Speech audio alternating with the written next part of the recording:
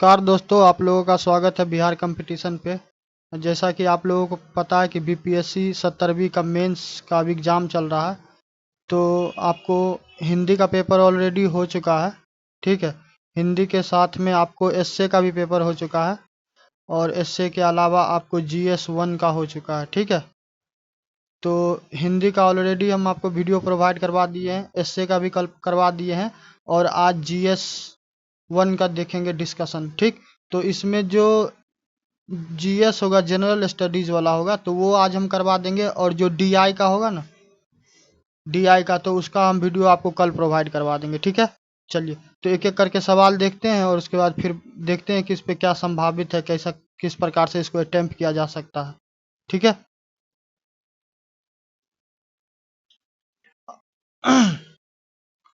तो देख लीजिए, क्वेश्चन नंबर 1 है, उसमें आपको A B C D E यानी कि 5 क्वेश्चन है। ठीक है।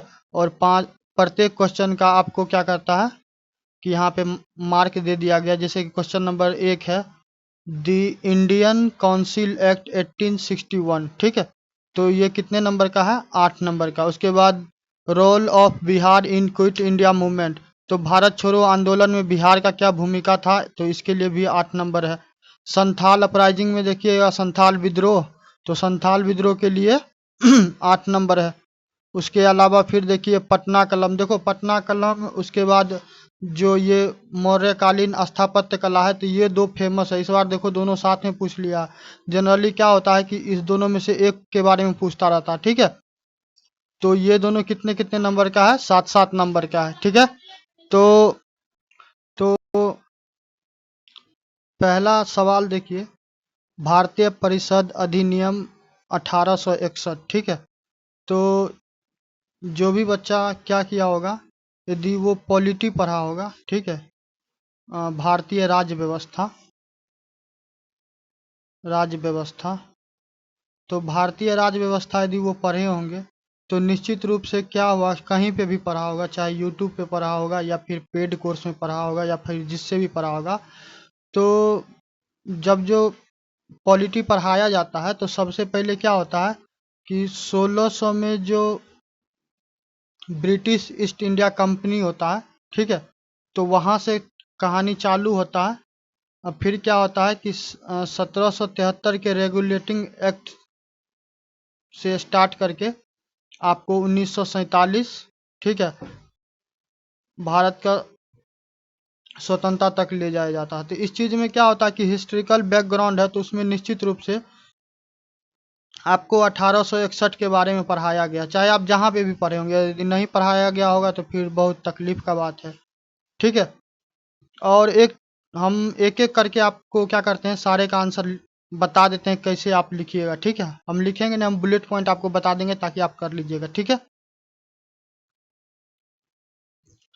और एक चीज़ और बता देते हैं कि कोई भी छात्र होगा, कहीं पे भी पढ़ता होगा, कहीं पे भी, यदि वो सामान्यतः जो हिस्ट्री का विषय होगा, ठीक है, वो पढ़ा होगा, नॉर्मली कहीं पे भी पढ़ा होगा, हिस्ट्री पढ़ा होगा, पॉलिटी पढ़ा होगा, ठीक, तो वो ये सारा जितना सवाल है ना, आप कर सकते हैं। आपको जैसे कि मान चलो कि तुम्हारे पास कोचिंग नहीं है, ठीक है, तुम्हारे पास टीचर भी नहीं है, पैसा नहीं है, अब घर से कहीं पे बैठ के पढ़ रहा है, तो तुम कुछ नहीं करता, सिर्फ ये बुक देखो, ये लूसेंट है। ठीक है। भले आदमी इसको कितना भी नेगलेक्ट करे, जो बोले कि बेकार है, कचरा है, ठीक है, मगर हम मानते हैं, ये बुक देख लो। ठीक है।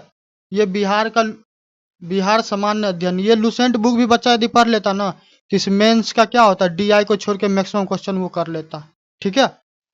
तो अब हम ही पढ़ाए हैं ये सारा चीज, तो अब तो हम भी क्लेम कर सकते हैं क्या कि मेरे चैनल से आया। ठीक। तो ये क्या है, बचकाना हरकत है, बेवकूफ़ी। ऐसा जो सिलेबस दिया हुआ सिलेबस कोई भी पढ़ा देगा तो किसी के भी सिलेबस से आ जाएगा। ठीक है। चलो, तो पहला क्वेश्चन देखो, पहला क्वेश्चन का आंसर करते हैं। इसके आंसर करने में तुमको एक चीज ध्यान रखना पड़ेगा कि तुम्हारे साथ एक लिमिटेशन है। तुम्हारे साथ लिमिटेशन क्या है? लिमिटेशन ये है कि बच्चों के साथ सबसे बड़ा प्रॉब्लम होता है कि उनके पास कंटेंट का कमी नहीं रहता, उनके पास सामग्री का कमी नहीं रहता। ठीक है। उनके साथ समस्या ये है कि उनके पास जानकारी बहुत ज़्यादा रहता है। समझ गए? तो आपको ना स्वयं पे पहला बात क्या करना पड़ेगा, आपको कंट्रोल करना पड़ेगा। कंट्रोल नहीं कीजिएगा तो फिर क्या होगा कि आप लय में आ जाइएगा, तो फिर आप पता चला लिखते लिखते आप बहुत लिख दीजिएगा, और जो कि बिल्कुल नहीं करना है। ठीक है, क्वेश्चन में जो पूछा गया है बस सीधा बोला है राइट शॉर्ट नोट, एक संक्षिप्त टिप्पणी लिखिए, तो संक्षिप्त टिप्पणी लिखिए, बर्दाश्त करके रखिए। हमको क्या करना है, यहाँ पे अपना ज्ञान का प्रदर्शन नहीं करना। और 8 नंबर का है, तो आपके पास शब्दों का भी क्या है, शब्दों का भी लिमिटेशन है। आप हार्डली कीजिएगा तो कितना शब्द में लिख सकते हैं, आप हार्डली कीजिएगा। आप बहुत ज़्यादा कीजिएगा तो 60 शब्द लिख सकते हैं। ठीक है, 60 शब्द से ज़्यादा नहीं लिखे, क्योंकि और भी सवाल है जिसको आपको अटेम्प्ट करना। तो इसका शुरुआत कैसे करेंगे, एक का सिंपल सा थोड़ा सा इंट्रोडक्शन दे देंगे हिस्ट्रिकल बैकग्राउंड का। ठीक है, कि 1857 में जो क्रांति हुई, ठीक है, तो उसी का क्या था, उपज था। उपज था, क्या उपज था, ये 1861 का नीति। ठीक है, 1861 का भारतीय परिषद अधिनियम क्यों लाया गया, क्योंकि 1857 में जो क्रांति होता है तो अंग्रेजों को ये चीज समझ में आता है कि भारत में जिस प्रकार का उसके द्वारा नीति अपनाया गया है, वो नीति कहीं ना कहीं क्या है कि वो नीति कहीं ना कहीं फेल्योर हो रहा है। ठीक है, और उससे लोगों का जो इंटरेस्ट है वो कहीं ना कहीं क्या हो रहा है, प्रभावित हो रहा है। जैसे कि धर्म की बात कर लो, ठीक है, समाज की बात कर लो, उसके बाद तुम भोजन की बात कर लो, शिक्षा की बात कर लो। तो ब्रिटिश सिर्फ क्या होता था कि जो भारत का जो क्षेत्र था, तो सिर्फ वो क्या हुआ कि वो सिर्फ इंडिया के भूगोलिक क्षेत्र को गुलाम नहीं बनाया हुआ था, वो लोगों को मानसिक रूप से, सांस्कृतिक रूप से, सामाजिक रूप से, आर्थिक रूप से, हर तरह से क्या किया हुआ था, लोगों को वो गुलाम बनाया हुआ था। ठीक है, ताकि लोग क्या हो जाए, पंगु हो जाए। तो इस चीज को लेके क्या हुआ, 1857 में क्रांति हुआ। तो बस आपको इंट्रोडक्शन में इतना ही लिखिएगा कि 1857 की क्रांति का उपज था भारतीय परिषद अधिनियम 1861। इससे ज्यादा इसमें कुछ नहीं लिखना। ठीक है, उसके बाद आइए कि इसमें क्या करेंगे हम लोग, कुछ कुछ इंपॉर्टेंट पॉइंट है, क्योंकि शब्दों का बहुत ज़्यादा क्या है, लिमिटेशन है, तो आपको क्या करना पड़ेगा, बहुत कम शब्दों में आप लिखिएगा। ठीक है, तो इसका क्या करेंगे, विशेषता बता देंगे। भारतीय परिषद अधिनियम 1861 का विशेषता, बस जैसे बोल रहे हैं वैसे कीजिएगा। इसका क्या करेंगे, इसका विशेषता बता देंगे, बुलेट पॉइंट में लिखना। ठीक है, बुलेट पॉइंट मतलब सेंस ऐसे ऐसे करके, एक एक करके, दो दो करके, ऐसे बुलेट पॉइंट करके लिखना। क्योंकि यदि तुम पैराग्राफ की तरह लिखोगे तो वहाँ पे समस्या होगा और पढ़ने में दिक्कत होगा। तो क्या हो सकता है, जो एग्जामिनर होगा उसका मूड वूड खराब रहेगा, तो पढ़ेगा उड़ेगा नहीं, 2 नंबर देके निकल जाएगा। तो ये सब चीज़ से भी बचना। ठीक है, तो लॉर्ड कैनिंग, ठीक है, के द्वारा क्या किया गया, औपचारिक रूप से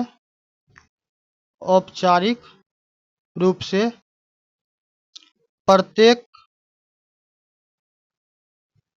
परिषद सदस्य को क्या किया गया, विशिष्ट सरकारी विभाग सौंप दिया गया। ठीक है, ये लिख लीजिएगा। जब ये पॉइंट लिख लीजिएगा तो उसके बाद फिर क्या आपको लिखना है, उसके बाद आपको लिखना है कि प्रांतों को विधायी हस्तांतरण। ठीक है, और इसमें क्या करना, उदाहरण लिख लेना ऐसे, उदाहरण में क्या लिखेगा, जैसे कि बंगाल। ठीक है, तो बंगाल में कब किया गया, 1862 में। दूसरा में लिख लेना उत्तर पश्चिमी सीमांत प्रांत लिख लेना 1866। एक और पंजाब भी लिख देना 1897। क्या, पंजाब 1897। ठीक है, तो 2 पॉइंट हो गया। शब्द भी धीरे धीरे क्या हो रहा है कि आपका बढ़ रहा है। ठीक है, इसके बाद फिर आपको क्या लिखना है, भारतीय सदस्यों का नामांकन। भारतीय सदस्यों का नामांकन। ठीक है, तो इसमें क्या करना कि बस इतना जितना हम बोल रहे इतना ही करना, फिर तुरंत क्या करना, उदाहरण, या फिर उदाहरण की जगह क्या लिख सकता है, जैसे तुमको जो मन में आएगा ये दोनों में से। ठीक, धाए धाए एक दो व्यक्ति का नाम लिख देना, जैसे कि बनारस, बनारस का राजा। इसी में पटियाला का महाराजा। ठीक है, इसके आगे लिख देना सर दिनकर राव, सर दिनकर राव। आप लोग शब्द गिन लीजिएगा, लिखिएगा तो ठीक है। हम ये आपको फॉर्मेट बता रहे हैं, ठीक है, तो इस प्रकार करके क्या करना, आपको जवाब देना है। इसके अलावा चौथा पॉइंट में आप क्या लिख लीजिएगा,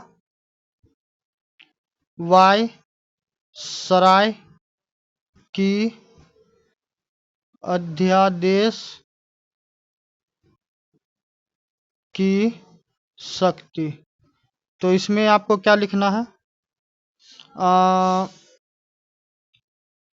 1773 के रेगुलेटिंग एक्ट जो आया, तो 1773 का जो रेगुलेटिंग एक्ट आया, तो उसमें क्या हुआ कि आपको जो बंगाल प्रेसिडेंसी है, ठीक है, तो उसको क्या कर दिया गया कि जो मद्रास है, ठीक है, मद्रास, और मद्रास के अलावा आपको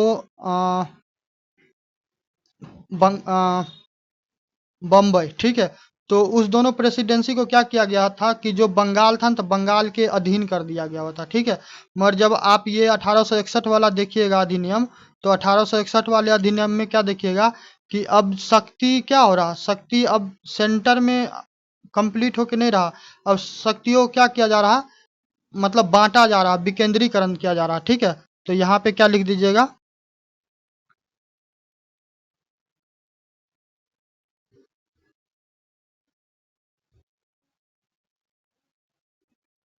वायसराय के अध्यादेश में आप लिखिएगा कि वायसराय को विधान परिषद की मंजूरी के बिना आपातकाल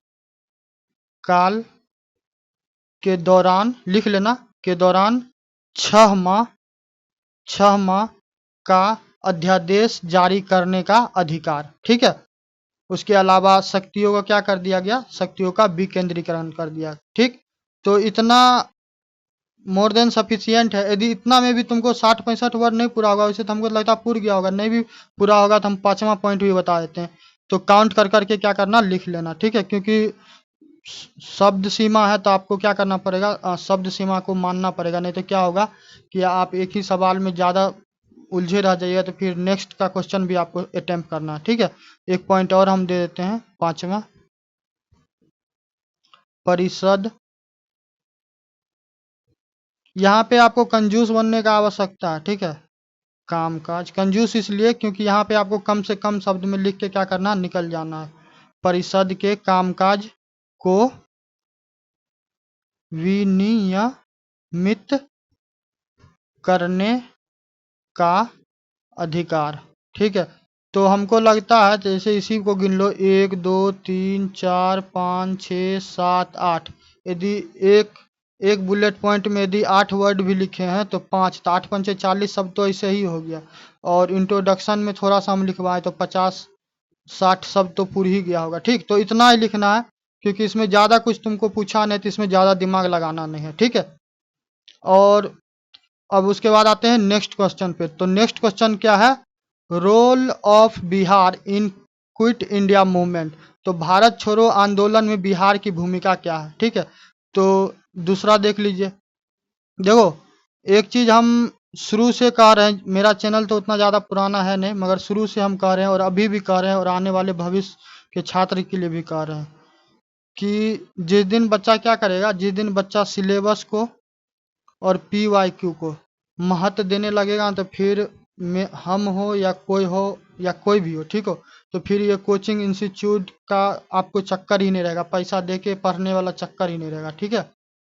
तो वो मोनोपोली टूट जाएगा। अब सिंपल सा थोड़ा सा तुम्हारा 1 मिनट लेते हैं कि यदि कोई शिक्षक यदि मान के चलो कि पॉलिटी पढ़ाया, ठीक है, राज व्यवस्था पढ़ाया, पॉलिटी पढ़ाया, तो तुमको ऐसा थोड़ी ना कि पॉलिटी पढ़ाया तो डायरेक्ट क्या होगा कि प्रियम्बल से पढ़ाना चालू कर देगा या फिर पार्ट 1 से पढ़ाना चालू कर देगा, यूनियन एंड इट्स टेरिटरी से। नहीं, उसको हिस्ट्रिकल बैकग्राउंड ऑफ इंडिया पढ़ाना पड़ेगा, तभी तो बच्चा को समझ में आएगा कि अंग्रेज का कैसे एंट्री होता, फिर उसके द्वारा कौन कौन सा कानून लाया जाता है।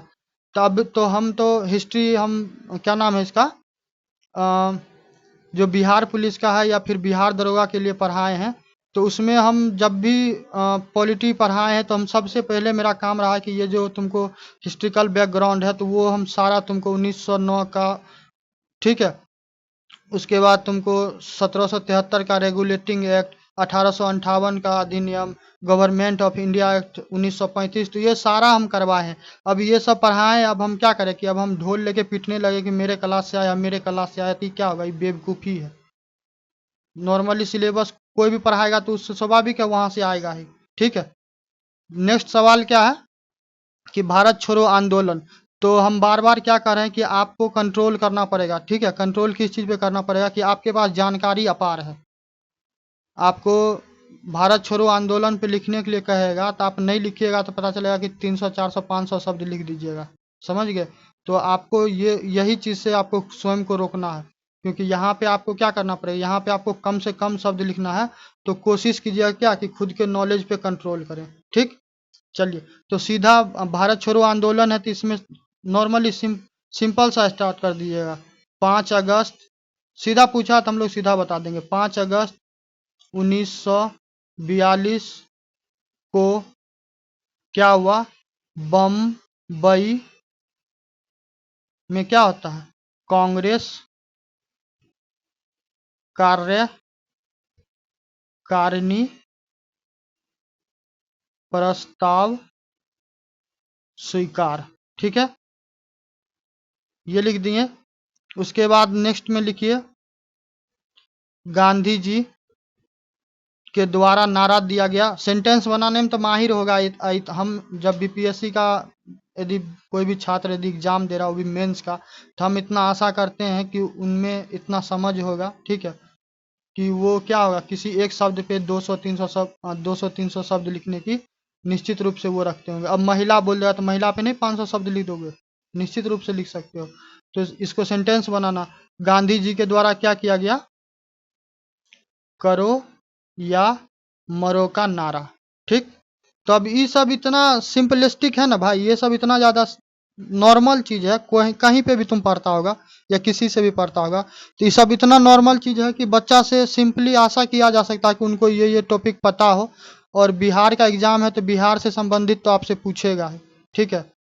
तो अब जैसे अभी हम पढ़ा रहे हैं और 1-2 दिन के बाद क्या होगा, हिस्ट्री हम पढ़ाएंगे, ऑलरेडी वैसे हम करवा दिए हैं बिहार स्पेशल में हिस्ट्री वाला भी सेक्शन, तो फिर आगे करवाने वाले हैं। तो ये तो हमको लगता है इस एग्ज़ाम में ये पेपर जो है ना, डीआई का पेपर यदि छोड़ दो, डीआई का यदि पेपर छोड़ दो, और मेरा कितना मुश्किल से 1.5 से 2 महीना से क्या हो रहा है कि 1.5 से 2 महीना से मेरा यूट्यूब चैनल चल रहा है। तुम जो हम 71 बीपीएससी के लिए जो सिर्फ वीडियो बनाए हैं, तो सिर्फ उतना वीडियो यदि मेरा बच्चा कोई कर लेता, देखो उसमें दिया हुआ रिकॉर्ड पे है, ठीक है, यदि कर लेता तो जो मेंस का जीएस पेपर है ना, उसमें उसका एक सवाल नहीं छूटता, ठीक है। One nation one election, Donald Trump का पेरिस एग्रीमेंट को लेके हम कितना सारा क्रिटिसाइज किए, उत्तराखंड के में क्या हुआ, यूसीसी लागू हुआ तो उसके बारे में हम बताए, तो हर चीज़ के बारे में हम बहुत विस्तृत रूप से पढ़ाए हुए हैं।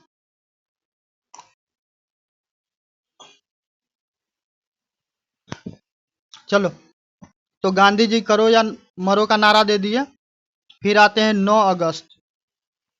9 अगस्त 1942 को क्या होता है कि जो भारत के प्रथम राष्ट्रपति रहे, कौन, डॉक्टर राजेंद्र प्रसाद जी, तो उस टाइम तो देश गुलाम ही था। तो 9 अगस्त 1942 को क्या होता है, हम एक एक लेटर लिखते हैं, ठीक है, आप लिख लीजिएगा जब नोट्स वगैरह बनाइएगा। तो राजेंद्र प्रसाद आर से, ठीक है। उसके बाद एम से लिख लो मथुरा बाबू, ठीक, 2 व्यक्ति। उसके बाद श्री कृष्ण सिंह।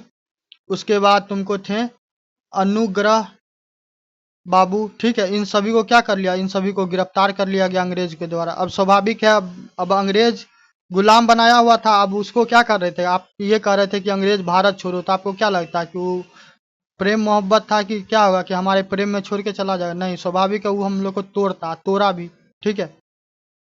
तो कितना हो गया, 1 2 3, 3 पॉइंट हो गया। बुलेट पॉइंट में ही करके लिखिएगा क्योंकि शब्दों का लिमिटेशन है, बार बार हम कह रहे हैं। इतना तक हो गया। उसके बाद आप क्या कीजिएगा, चौथा पॉइंट में क्या लिखिएगा, चौथा पॉइंट में लिखिएगा कि 11 अगस्त 1942 को क्या होता है, पटना जो है, ठीक है, पटना। तो पटना सचिवालय में क्या किया जाता है, पटना सचिवालय, ठीक है। तो सचिवालय भवन में क्या किया जाता है, जो छात्र रहता है, विद्यार्थी जो रहता है, तो विद्यार्थियों के द्वारा क्या कर दिया जाता है कि उसका जो पूर्वी गेट है वहां पे राष्ट्रीय ध्वज क्या किया जाता है, राष्ट्रीय ध्वज फहरा दिया जाता है। तो इससे वहाँ का जो जिलाधिकारी होते हैं वो बहुत ज़्यादा क्रोधित हो जाते हैं। जिलाधिकारी का नाम लिख देना, WC आर्चर, ठीक है, WC आर्चर। उसके द्वारा क्या किया जाता है, पुलिस को आदेश देता है, फिर पुलिस गोली लाठीचार्ज करता है। लोगों का वहाँ पे क्या होता है, जान जाता है। कुछ कुछ 4 5 क्या करना, इम्पोर्टेंट पर्सन का नाम दे देना, ठीक है। हम बोल देते हैं, उसको लिख लेना, ठीक है। जैसे कि एक में लिख देना उमाकांत प्रसाद सिन्हा, शामिल लोग, ठीक है, भारत छोड़ो आंदोलन में शामिल लोग, ऐसे करके लिखना, ठीक है, प्रसाद सिंह। उसके बाद इनका क्षेत्र लिख देना, यदि मन होगा उतना टाइम बचेगा, याद रहेगा। तो नरेंद्र, ठीक, नरेंद्रपुर से थे, कौन, नरेंद्रपुर सारण से थे, ठीक। एक व्यक्ति का और नाम लिख देना, रामानंद सिंह, ठीक है, रामानंद सिंह। ये पटना से थे, पटना से, ठीक। क्योंकि शब्द आपको लिमिट है। अब ये इसको क्या कीजिए, इसको कंक्लूड कर दीजिए। कंक्लूड कैसे कीजिएगा, कंक्लूड कर दीजिएगा कि अंग्रेजों के द्वारा, ठीक है, क्या किया गया, अंग्रेजों के द्वारा ऑपरेशन ऑपरेशन 0R, ठीक है, 0R करके क्या कर दिया गया, सारे नेताओं को अरेस्ट कर लिया गया। बस यहीं पे रोको। जब अरेस्ट हो गया तो क्या हुआ, चीजें वहीं पे ठहर गया ना। तो इतना भी कर दीजिएगा तो क्या होगा, इतना भी कर दिया तो काफी है। क्योंकि आपके साथ सबसे बड़ा बिगेस्ट प्रॉब्लम ये है, चैलेंज है कि आप ज्यादा लिख नहीं सकते हैं, समझ गए, लिख नहीं सकते हैं क्योंकि आपको और भी सवाल अटेम्प्ट करना। तो यहाँ तक हो गया। चलिए, तो 2 क्वेश्चन हो गया। अब आते हैं संथाल अपराइजिंग पे। संथाल अपराइजिंग पे आए तो उससे पूर्व में एक चीज हम बताना चाहते हैं कि जो भारत की अभी वर्तमान में जो कौन है, प्रेसिडेंट है, जो हमारे राष्ट्रपति हैं, तो राष्ट्रपति जी भी जो है तो वो संथाल संथाल जनजाति से आती है, ठीक है। तो जिस क्षेत्र में वो रहती थी उनका घर था, ठीक है, तो वहाँ पे कहा जाता था, मतलब उनके द्वारा बताया गया था कि वहाँ पे स्कूल कॉलेज का भी क्या था, मतलब वहाँ पास में नहीं था, बहुत दूर में था। तो अब किसी को भी क्या होगा कि नॉर्मली यदि राष्ट्रपति द्रौपदी मुर्मू जी के बारे में थोड़ा सा भी पढ़ा होगा तो वो क्या होगा कि वो संथाल जनजाति से आती है, तो उनके बारे में थोड़ा तो निश्चित पढ़ा होगा। और हिस्ट्री का बात करेगा तो हिस्ट्री में भी क्या होगा कि बिहार का एग्जाम है, तो बिहार का एग्जाम है तो निश्चित रूप से क्या होगा कि आपको बिहार से संबंधित चीजें पूछेगा, ठीक है। तो संथाल विद्रोह, तो अब संथाल विद्रोह पे क्या करते हैं, संथाल विद्रोह पे देखते हैं कि इसमें क्या क्या लिखा जा सकता था। तो 2 1 का कहाँ तक हो गया, B तक हो गया, ठीक है। अब क्या करते हैं, C को देखते हैं। तो संथाल विद्रोह, तो संथाल विद्रोह में देखो कैसे कैसे लिखता। इजी आसान तो हम नहीं कहेंगे, मगर हम इतना जरूर कहेंगे कि यदि कोई बच्चा क्या होता कि कहीं पे वो क्लास नहीं किया रहा था, कहीं पे नहीं, घर में बैठ के चुपचाप अपने से पढ़ता, ठीक है, तो भी वो बच्चा ये सारा सवाल को उससे आशा किया जा जाता है कि वो निश्चित रूप से ये सब चीज़ पढ़े होंगे। आप हिस्ट्री पढ़े होंगे तो क्या होगा कि निश्चित पढ़े होंगे ये सब चीज़। तो संथाल में आप क्या कीजिएगा कि संथाल संथाल विद्रोह का कारण क्या था? ब्रिटिश द्वारा लगाया गया लगान। ठीक है, बस इतना था।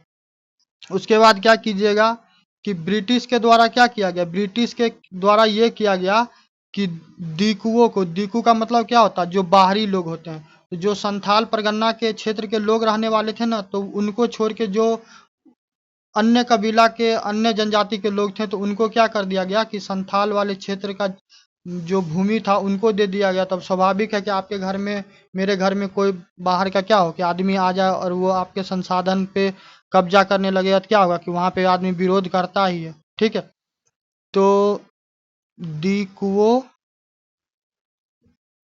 के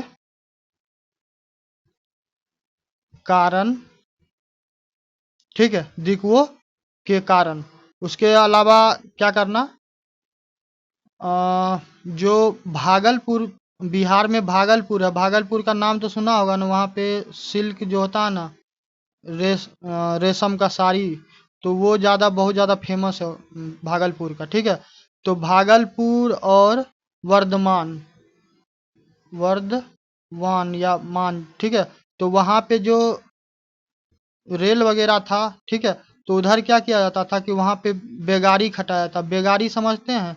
बेगारी मतलब ये हो गया कि आपसे काम करवा लिया जाएगा और बदले में क्या होगा, ना तो भोजन देगा ना पैसा देगा। तो ये सारा चीज क्या था कि ये सारा कारण था कि संथाल विद्रोह होने का। ठीक है, यहाँ तक लिख लीजिएगा। इसके बाद क्या कर कीजिएगा कि कुछ कुछ इम्पोर्टेंट व्यक्ति थे, तो उनका भी आप नाम लिख दीजिएगा, जैसे कि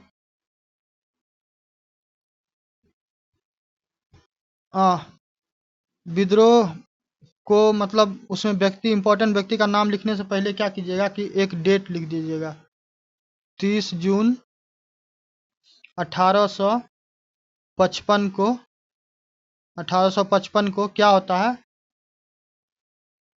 भोगना डी, ठीक है, भोगना डी, ये कहाँ है, साहिबगंज, साहिबगंज। ठीक है, साहिबगंज में क्या होता है, विद्रोह का निर्णय लिया जाता है, लिया जाता है। सम्मिलित व्यक्ति में कौन है, सम्मिलित व्यक्ति में होगा सिद्धो, ठीक है, सिद्धो को राजा, सिद्धो को राजा। ठीक है, उसके अलावा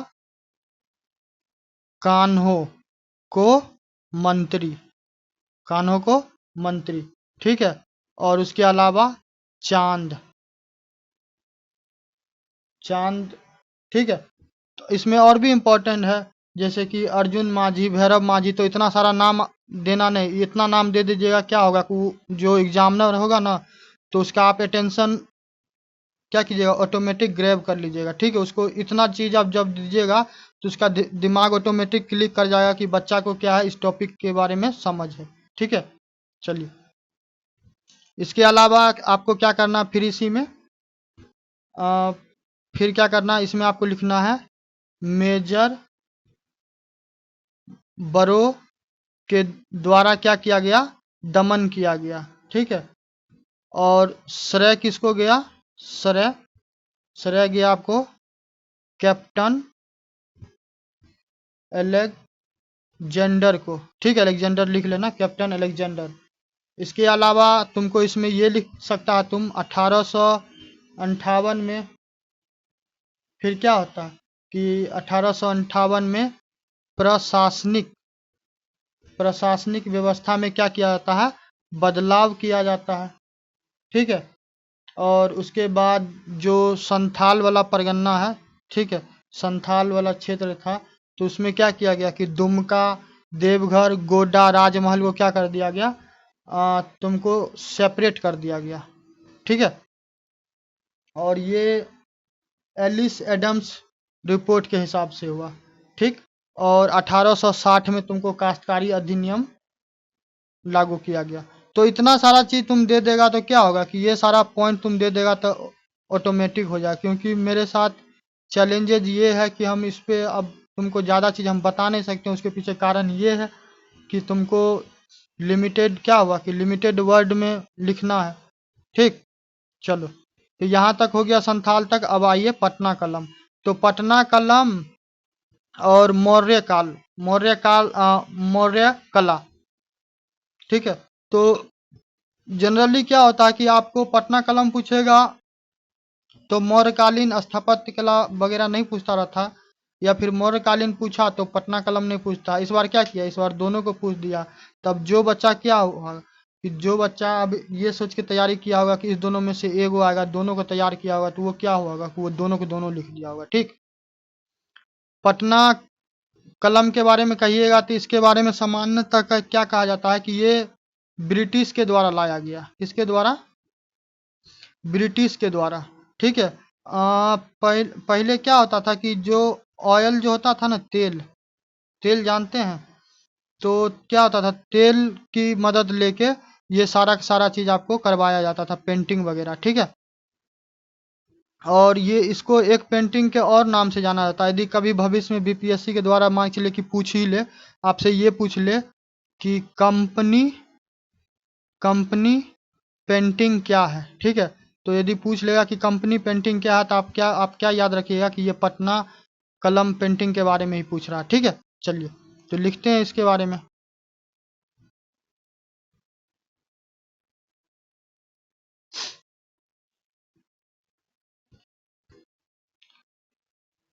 पटना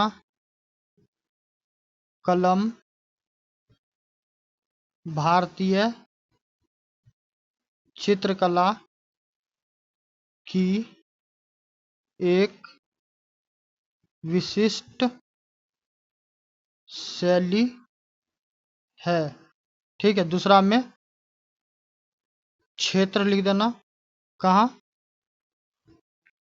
बिहार के पटना, ठीक है।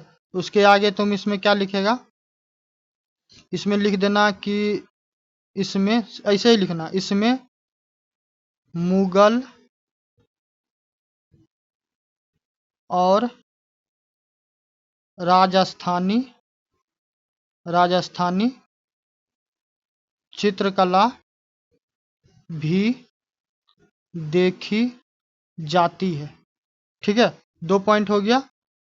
2 पॉइंट के बाद क्या लिखिएगा आप फिर, 2 पॉइंट के बाद आपको ये लिखना है, एक मिनट, हाँ, इसमें सबसे ज़्यादा महत्वपूर्ण ये है कि इस कला ने क्या किया, दैनिक जीवन, ठीक है, दैनिक जीवन, बाजार, त्योहार, वाणिज्य, ग्रामीण, ये सब चीज लिखना, ठीक है, ग्रामीण जीवन। इससे उसको एग्जामिनर को क्या समझ में आएगा, एग्जामिनर को ये समझ में आएगा कि तुम सिर्फ हिस्ट्री नहीं पढ़ रहा, ठीक है, तुम सिर्फ कला नहीं पढ़ रहा, बल्कि उसका क्या एप्लीकेशन है, उसका सोसाइटी पे क्या प्रभाव पड़ेगा।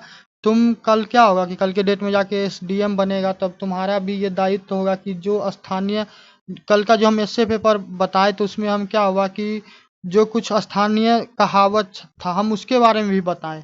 अब हमको नहीं पता कि लोग उसको किस तरीका से लेगा, मगर आपको क्या होगा कि जब तक आप ग्राउंड लेवल पे, जब तक कि आप जमीनी स्तर पे जाके नहीं कोई चीज़ को जानिएगा ना, तब तक क्या होगा कि आपको उसके सच्चाई के बारे में समझ में ही नहीं आएगा। जैसे कि पुलवामा हमला हुआ है, तब न्यूज में तुम देखना अभी खोल के, कोई कहेगा कि राफेल घुस गया पाकिस्तान में, कोई कहेगा ब्रह्मोस मार दिया, कोई कहेगा सेना घुस गया। अब वास्तव में क्या हो रहा है, अब तो या तो वहाँ पे ग्राउंड लेवल पे जो होगा वो जानता होगा, या फिर रियलिटी क्या होगा कि भारत सरकार को एग्जैक्ट पता होगा कि भारत सरकार क्या कर रहे हैं, ठीक है। तो किसी भी समस्या का समाधान कब होगा कि जब आप उसको जाके वास्तव में चेक कीजिएगा, जानिएगा, ठीक। तो ये सारा पॉइंट अब जब आप लिखिएगा और पढ़ेगा एग्जामिनर का क्या होगा कि कितना भी मूड खराब होगा, बीवी से कितना भी लड़ाई हुआ रहेगा, यदि जब ये चीज़ को पढ़ेगा तो उसको दिमाग में ये चीज़ ज़रूर समझ में आएगा कि बच्चा को उस टॉपिक का क्या है कि समझ है, वो उसके एप्लीकेशन को जानता है, वो समझ रहा है कि यदि इस प्रकार का घटना होगा तो वहाँ पे किस प्रकार से रिएक्ट करना। क्योंकि आप जब क्या करते हैं, आप जब एग्जाम हॉल में जाते हैं एग्जाम देने के लिए, तो फिर जो एग्जामिनर रहता तो उसके पास सिर्फ आपका एक पेपर रहता है जिसपे आपका रोल नंबर लिखा रहता, ना तो उसमें आपका जात लिखा रहता, ना उसमें आपका धर्म लिखा रहता, ना उसमें आपका रंग लिखा रहता है, ना आप कितना पैसा कमाते हैं, कितना अमीर है, कितना गरीब है, किसी को कुछ पता नहीं रहता। समझ गए? वो जो शब्द लिखते हैं तो वही शब्द क्या होता है, आपके चरित्र को, आपके व्यक्तित्व को दिखाता है कि आप किस मेंटेलिटी के लोग हैं, आप किस प्रकार के थिंकिंग रखते हैं। ठीक है, तो इसीलिए ये सारा चीज क्या हो जाता है, इंपॉर्टेंट हो जाता है। ठीक, इसको आपको क्या कहा जाता था, जल रंग शैली, जल रंग शैली। ठीक है, और इसमें लिख देना कि पारंपरिक सोने चांदी की सजावट से बचती है लिख देना। ये चीज क्यों बोले कि नॉर्मली तुम सिनेमा उनेमा भी देखता होगा, कोई भी राजा महाराजा का, किसी भी राजा महाराजा का ले लो, चाहे वो मुस्लिम आक्रांता जो आया वो हो, या फिर क्या हो, शिवाजी महाराज हो, या फिर राजस्थान के राजा थे, बिहार में थे, या किसी भी क्षेत्र के राजा थे, तो राजा का जो महल वहल दिखाता होगा, ठीक है, या फिर कोई पेंटिंग उंटिंग दिखाता होगा, तो उसमें तुम जो कोर वाला एरिया रहता है, जैसे जैसे फ्रेम है, ठीक है, चारों तरफ से, तो वो जो साइड साइड वाला एरिया सब रहता है, या फिर जो फोटो रहता है, तो उस पर क्या देखता होगा कि गोल्ड का, सोना का, चांदी का, मोती का, उस पे क्या किया था, नक्काशी वगैरह किया था, बनावटी वगैरह किया जाता था। ठीक है, तो इस पटना चित्रकला में क्या होता है, ये सब चीज से बचता था। ठीक है, चलो एक दो क्या होगा कि यदि कलाकार का तुमको नाम याद होगा तो ये क्या हो जाएगा, ये हो जाएगा तुमको सोने पे सुहागा। ठीक है, तो ये और भी बेहतर हो जाएगा। यदि याद होगा, नहीं होगा तो फिर तो कोई बातें नहीं। उसमें क्या होगा, थोड़ा सा प्रमुख कलाकार भी लिख देना। अब क्या होगा कि अब हो सकता है कलाकार, अब इस चीज को लेके भी लोग क्रिटिसाइज कर दे कि पटना चित्रकला पूछा है तो तुम क्या हो रहा है कि तुम प्रमुख कलाकार उसके या उसको बनाने वाले को क्यों बता रहे हो। जब क्या होता है कि आप डिफरेंट डिफरेंट एंगल को टच करते हैं ना, आप ज्योग्राफी, जैसे कि क्या हुआ, क्षेत्र के बारे में भी हम बता दिए कि पटना, इसका ओरिजिन कैसे हो गया हुआ, तो हम ब्रिटिश के बारे में थोड़ा सा बता दिए। इसका सामान्य जनमानस पे क्या प्रभाव है, हम वो बता दिए। ये क्या है, ये कितना किफायती होता है, तो ये चीज भी बता दिए कि ज्यादा महंगा नहीं होता, क्या होता है इसमें सोना चांदी से आदमी बचता है। उसके अलावा जब ये सारा का सारा तुम अलग अलग डिफरेंट डिफरेंट सेक्शन को जब टच करता है इतना कम शब्दों में, तो वो कहता है ना कि मैक्स दीवाना बना देगा, तो वो वाला हाल हो जाता है कि शिक्षक ऑटोमेटिक तुम्हारे और अट्रैक्ट हो जाएगा। जब तुम एक ही क्या हो रहा है कि 60 शब्द में ही तुम इतना सारा डायमेंशन को दिखा दे रहा है। ठीक है, तो इसलिए ये जरूरी है। एक नाम हो जाता है शिव दयाल लाल, शिव दयाल लाल। ठीक है, और एक नाम और कहते हैं, मस्त नाम है, क्या नाम है, इश्क मोहम्मद, इश्क मोहम्मद, इश्क तो याद ही रहेगा। ठीक है, तो ये दो नाम लिख दीजिएगा, बस काफी है। यहाँ तक हो गया। चलिए अब आते हैं मौर्य। तो मौर्य के बारे में हमको लगता है कि विद्यार्थी का क्या होगा, विद्यार्थी का कितना भी नसीब खराब रहेगा ना, चाहे जितना नसीब खराब रहे, वो खाली प्रीलिम्स के बारे में पढ़ के गया होगा। अशोक के स्तंभ के बारे में भी तनियो मनियो पढ़ा होगा, गौतम बुद्ध के बारे में तनियो पढ़ा होगा कि उसके अशोक के द्वारा क्या किया गया था, गौतम बुद्ध का बौद्ध धर्म को समर्थन दिया गया था। आजीवक संप्रदाय संप्रदाय के बारे में पढ़ा होगा। अब क्या नाम है, चंद्रगुप्त मौर्य के बारे में पढ़ा होगा कि वो जैन धर्म को क्या करते थे, मानते थे। और साउथ वाला जो क्षेत्र है, अमरावती वाला क्षेत्र, बेल्लूर, बेलग्राम, हाँ बेलग्राम करके नाम था, उस क्षेत्र में क्या होते हैं, संलखना पद्धति से क्या करते हैं, प्रांत आ जाते। तो वो ये सब चीज को थोड़ा सा भी यदि पढ़ा होगा ना, नॉर्मली कहीं पे भी यूट्यूब पे भी सर्च किया मौर्य के बारे में, नॉर्मली पढ़ के आ गया, सुदर्शन झील के बारे में पढ़ा होगा, ठीक है। तो नॉर्मली वो पढ़ा होगा तो क्या होगा कि इस टॉपिक को तो उड़ा देगा निश्चित। नहीं कुछ लिखेगा तो कुछ तो लिख देगा कि आजीवक संप्रदाय को क्या कर दिया कि गुफा कटवा के उसको क्या कर दिया, एगो बिहार दे दिया, घर टाइप का दे दिया रहने के लिए। तो क्या हो गया, वो कला में आ गया, वो स्थापत्य कला में आ गया, ठीक है। क्या नाम है कि सांची का स्तूप बनवाया गया, उसके अशोक के बारे में कहा जाता कि 80,000 स्तूप बनाया। तो कोनो टॉपिक को, इसमें भी कोनो टॉपिक पे वो लिख देता ना, तो क्या होता कि वो आराम से नंबर लेके चल आता, ठीक है।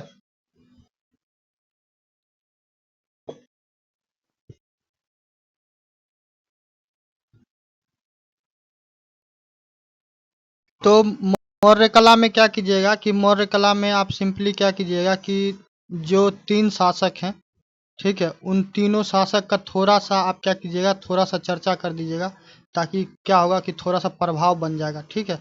तो मौर्य काल में क्या हुआ कि जो चंद्रगुप्त थे, चंद्रगुप्त मौर्य, उसके अलावा बिंदुसार, बिंदुसार के अलावा अशोक, क्या थे ये, कला प्रेमी थे, कला प्रेमी थे। कला के साथ चाहो तो क्या वास्तुकला भी लिख देना, वास्तुकला एवं कला प्रेमी थे, ठीक है। तो पहला सेंटेंस यहीं से चालू कीजिएगा, ठीक। जब ये कर लीजिएगा तब बस एक सेंटेंस दूसरा ये करना है कि इस काल में पत्थर पर उत्कृष्ट कार्य हुआ।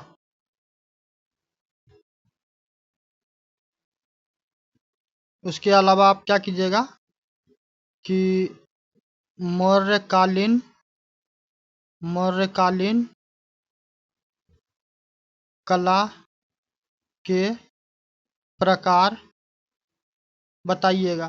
तो क्या होगा इसका प्रकार होगा, एक में लिखिए, एक में स्तंभ, इसके बारे में अभी हम तुरंत बोल रहे थे, स्तंभ कला यानी कि पिलर।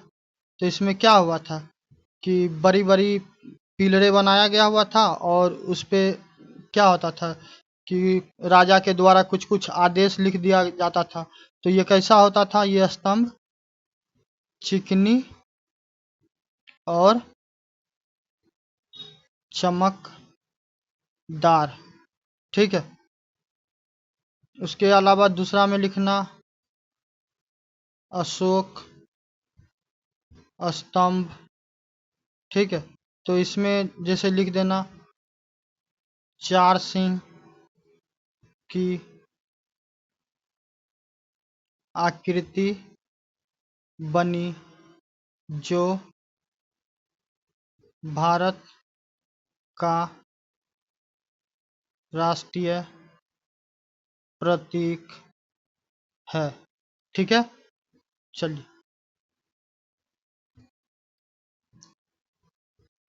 इसके अलावा आप क्या कर सकते हैं इसमें कि शिलालेख एवं अभिलेख कला, ठीक, इतना लिखेंगे। इसमें लिख देंगे अशोक का नैतिक उपदेशों जनता को, ठीक। एग्जाम्पल में गिरनार गुजरात, खालातीगिरी कहाँ, ओडिशा। इसके अलावा लिख सकता है तुम इसी में मानसेहरा होगा, ठीक है, इसको देख लेना कहाँ, यूपी, ठीक। ये कर लेना। उसके बाद एक लास्ट पॉइंट इसमें ये जोड़ सकता है, गुफा कला। गुफा कला, सीधा इसमें उदाहरण मारना, बराबर और नागार्जुनी गुफाएं। ठीक है। चाहिएगा तो आप मूर्ति कला भी ऐड कर सकते हैं। मूर्ति कला, मूर्ति कला में क्या, यक्ष यक्षिणी की मूर्ति प्रसिद्ध थी। ठीक है। बाद बाकी स्तूप, स्तूप के बारे में लिखना होगा तो स्तूप के बारे में भी थोड़ा लिख लेना। बहुत सारा चीज है। ठीक है। तुमको शब्दों का क्या करना है, शब्द के लिमिटेशन को ध्यान में रखना है। ठीक है। स्तूप में क्या लिख देगा, सांची का स्तूप, सांची का स्तूप। तो इतना मोर देन सफिशियंट मटेरियल है, माल है। ठीक है, इस टॉपिक के लिए। ठीक, चलिए। तो एक नंबर हो गया। अब दूसरा पे आते हैं, describe the Champaran Indigo movement and explain its impact on Indian freedom struggle.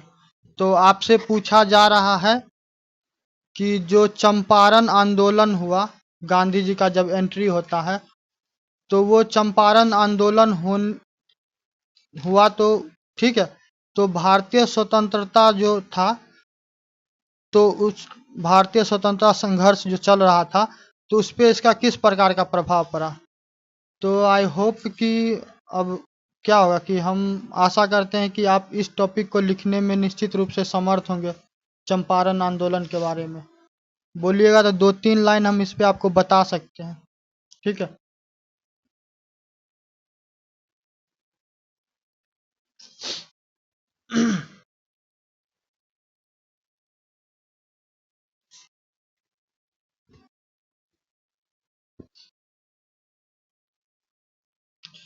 एक सेकंड ठहर जाओ।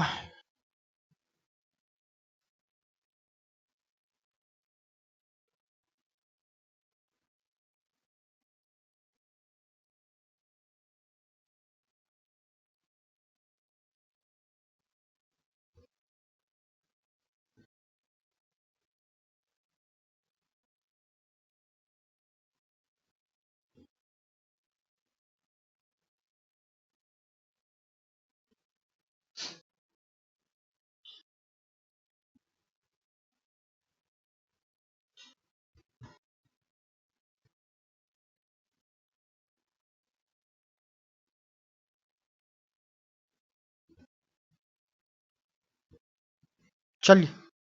तो अच्छा, तो ये बात है, हम तो ये चीज ध्यान नहीं दिए। ये तो भाई साहब 38 नंबर का है।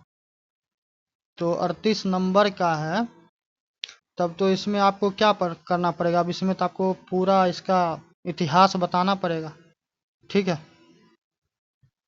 इसका पूरा इतिहास आपको बताना पड़ेगा।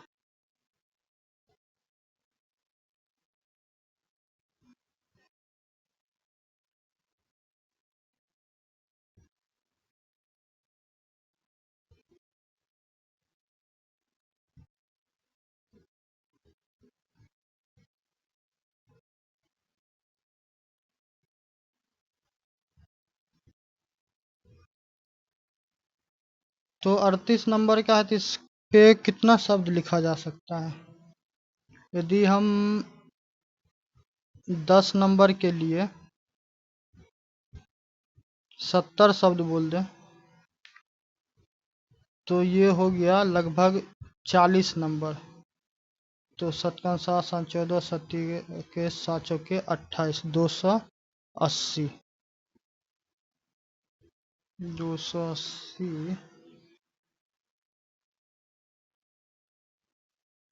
260, 250। ठीक है। तो 260 से 250 से 260 परफेक्ट रहेगा। ठीक है, कोई टेंशन नहीं होगा।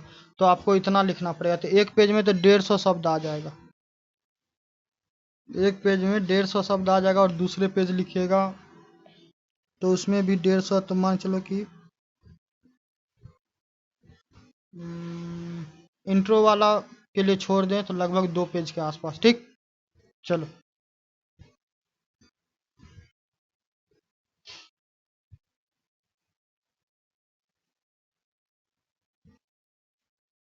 तो चंपारण सत्याग्रह के बारे में अब तो क्या होगा कि आप लोग राजकुमार शुक्ल जी के बारे में पढ़े होंगे। ठीक है, राजकुमार शुक्ल जी के बारे में पढ़े होंगे कि कैसे कैसे क्या होता है कि उनका मुलाकात होता है। तो अब क्या करना है कि अब इसमें हम तो ज़्यादा इधर उधर कर नहीं सकते हैं, तो सीधा क्या करते हैं, डायरेक्ट हम आपको 5-6 पॉइंट बताते हैं, आप उसको इलेबोरेट कीजिएगा। ठीक है, चलिए।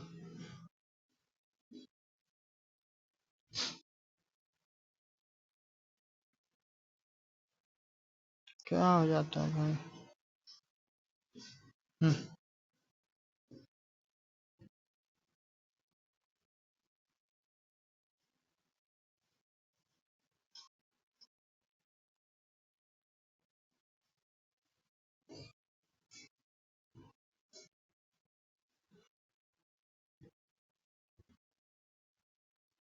देखो, कहानी तुम लोग जानता, अगर नहीं जानता तो हम फटाफट बता देते हैं।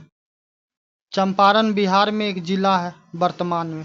ठीक है, तो वहाँ पे क्या होता था कि वहाँ पे नील का खेती होता था। तो अंग्रेजों के द्वारा क्या किया गया कि ये व्यवस्था बनाया गया कि जो 20 कट्ठा जमीन होगा तो 20 कट्ठा में क्या करेगा, 3 कट्ठा जमीन पे नील का खेती करेगा, अब बाद बाकी 17 कट्ठा पे तुमको जो उगाना होगा अपना उगा लेगा। ठीक, तो अब ये 3 कट्ठा का खेती करना अनिवार्य हो गया। अभी खेती से क्या होता था कि भूमि बंजर होने लगा। भूमि जब बंजर होने लगा तो अब किसान क्या करने लगा, किसान इस चीज से भागने लगा। भागने के पीछे कारण ये था कि अंग्रेज को तो लगान चाहिए था 20 कट्ठा का, समझ गए। ऊपर से ये नील का भी खेती करवाता था, तो यहाँ पे बड़ा समस्या होता था। तो जब किसान क्या होता था कि इस नील के खेती के कॉन्ट्रैक्ट से निकलना चाहता था, तब उसको ये बोला जाता था कि तुम यदि नील का खेती नहीं करेगा तो बदले में क्या होगा कि बदले में तुमको पैसा देना पड़ेगा। तब किसान के लिए बड़ा समस्या हो जाता था। एक तो वो लोग जैसे तैसे जीवन यापन उन लोगों का चल रहा था, अब उसमें भी क्या हो रहा था कि उल्टे अब आप ही उसको नुकसान करवा रहे हैं, और क्या हो रहा है कि आप ही उससे उल्टा पैसा मांग रहे हैं।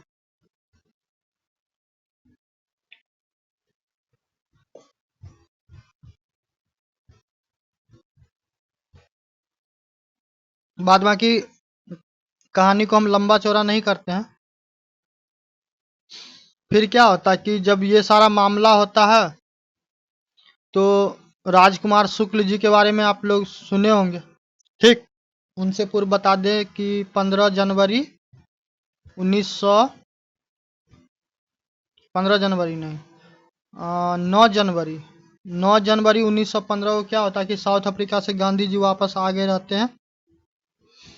और जो फिर क्या होता है कि वो धीरे धीरे राजनीति में आते हैं। ठीक, तो आपको 10 अप्रैल, ठीक, 10 अप्रैल को क्या होता है कि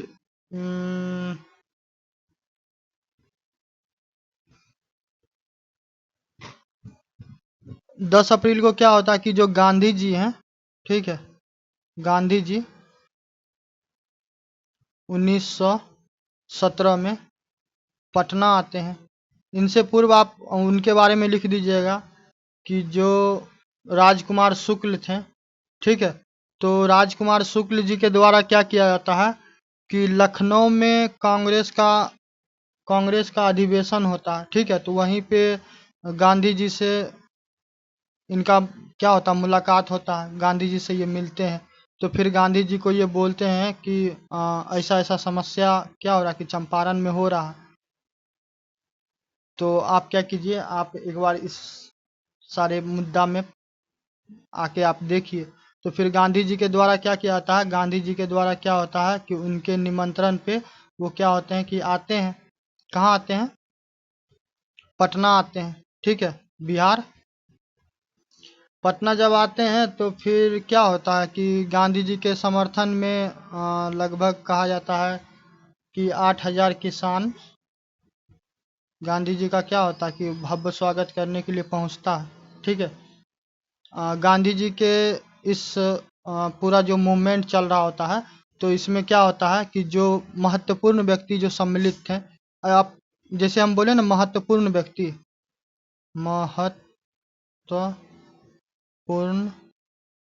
व्यक्ति सम्मिलित, तो आप ऐसे ही करके लिखिएगा, ठीक है। फिर इसमें लिखिएगा उन लोगों का नाम, जैसे कि मज मजहरुल हक से मिले, ठीक है। पटना में कभी जाने का मौका मिलेगा तो रामपुर लेन जो है ना, रामपुर लेन जब क्या होता है कि शुरू कहो कि समाप्त होता है या फिर शुरू कहो होता है, तो वहाँ से क्या होगा कि वहाँ से तुम आगे जाएगा तो मछुआ टोली पड़ता है, ठीक है। तो उधर नहीं जाना है।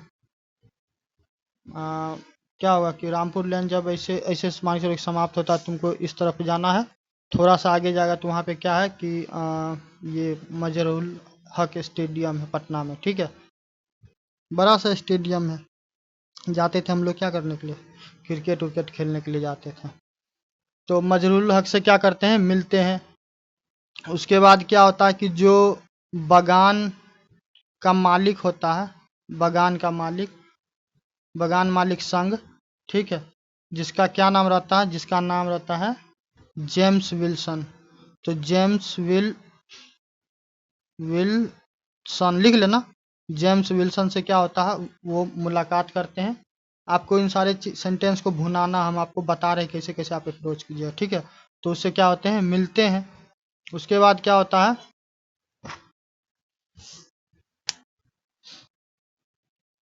कि उससे मिलने के बाद फिर क्या करते, उससे मिलने के बाद तुमको 15 अप्रैल, क्या हो गया लिखा ना भाई, 15 अप्रैल को गांधी जी कहाँ चले जाते हैं, मोतिहारी, ठीक है। और वहीं पे क्या होता है कि गांधी जी ठहरते हैं मोतिहारी जाके, गांधी जी, ठीक। फिर तुमको 22 अप्रैल, ये सब चीज़ को तुम भुनाना, ठीक है, इसको सेंटेंस बना बना के लिखना। 22 अप्रैल को फिर गांधी जी क्या होते हैं, बेतिया, बेतिया जाते हैं। वहाँ पे हजारी धर्मशाला में ठहरते हैं, ठीक है।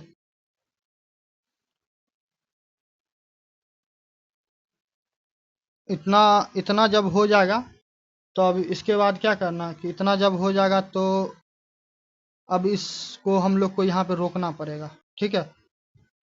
क्योंकि थोड़ा सा हम लोग को इन चंपारण सत्याग्रह के बारे में बताना मजबूरी है, ठीक है। तो यहाँ तक हो गया। उसके बाद क्या करना कि सीधा चंपारण जांच समिति लिख देना, ठीक है। क्या लिख देना, चंपारण जांच समिति। इसमें कुछ कुछ क्या होगा, कुछ कुछ सदस्य का नाम लिख देना, एक दो का नाम हम बोल देते हैं, जैसे कि श्रीमती कस्तूरबा, ठीक है। उसके बाद डॉक्टर देव वज्र किशोर, ठीक। तो ये सब शामिल थे। ब्रिटिश के द्वारा क्या होता है, ब्रिटिश के द्वारा क्या किया जाता है कि गांधी जी के बात को मान लिया जाता है, ठीक है। तो किसानों को जो समस्या था वो फाइनली क्या होता है कि फाइनली वो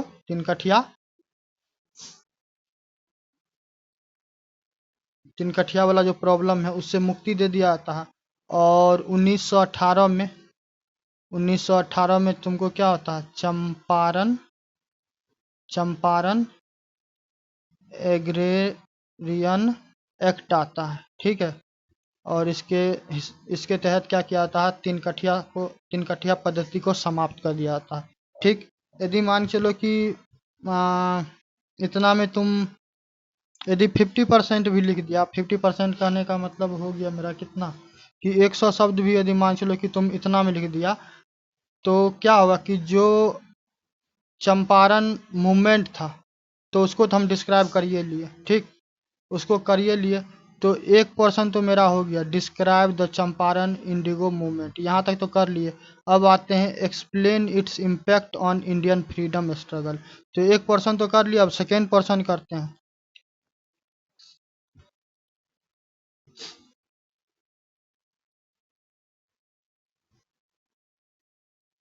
तो तत्काल इसका क्या प्रभाव हुआ, तत्काल इसका क्या प्रभाव हुआ?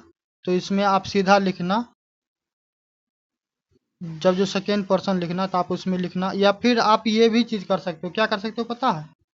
यदि बुलेट पॉइंट में नहीं लिखना है ना, तो तुम ऐसे भी कर सकता है कि एक तरफ लिख देना, पेज में फिर मारा मारी हो जाएगा, रहने दो, तुम ऐसे ही लिख लेना, उतना दिमाग नहीं लगा।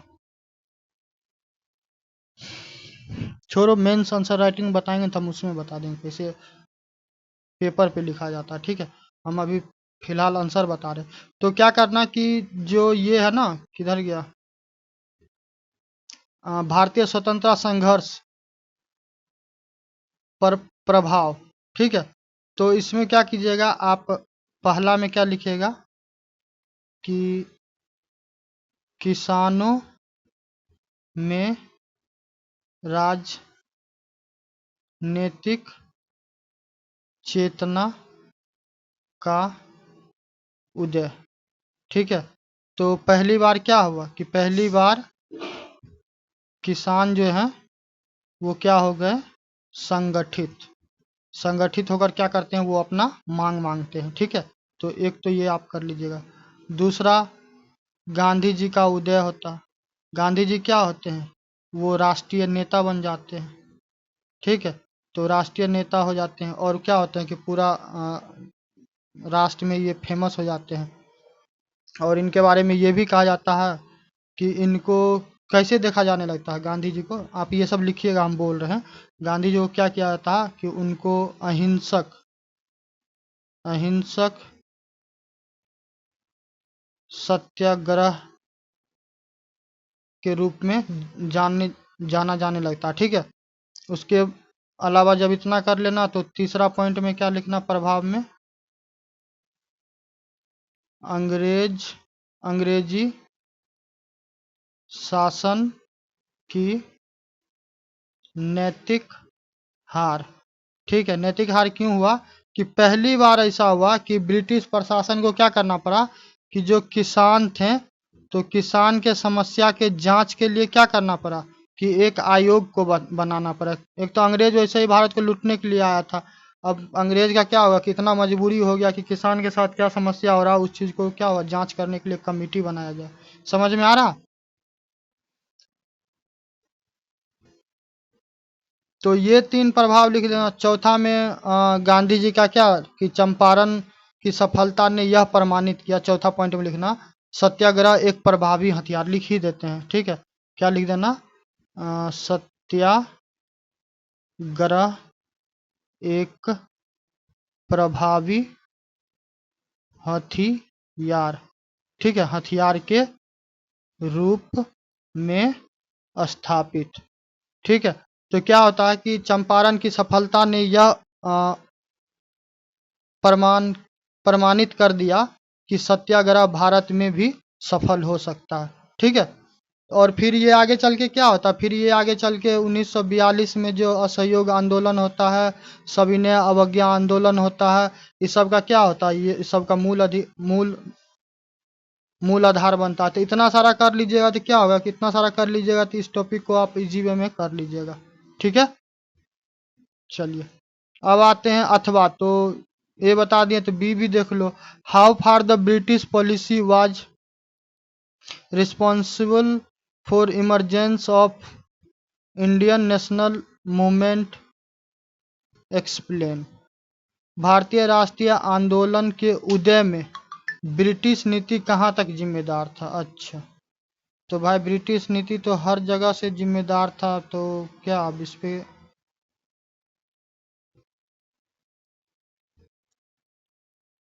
how far the British policy was responsible for the emergence of Indian national movement explain।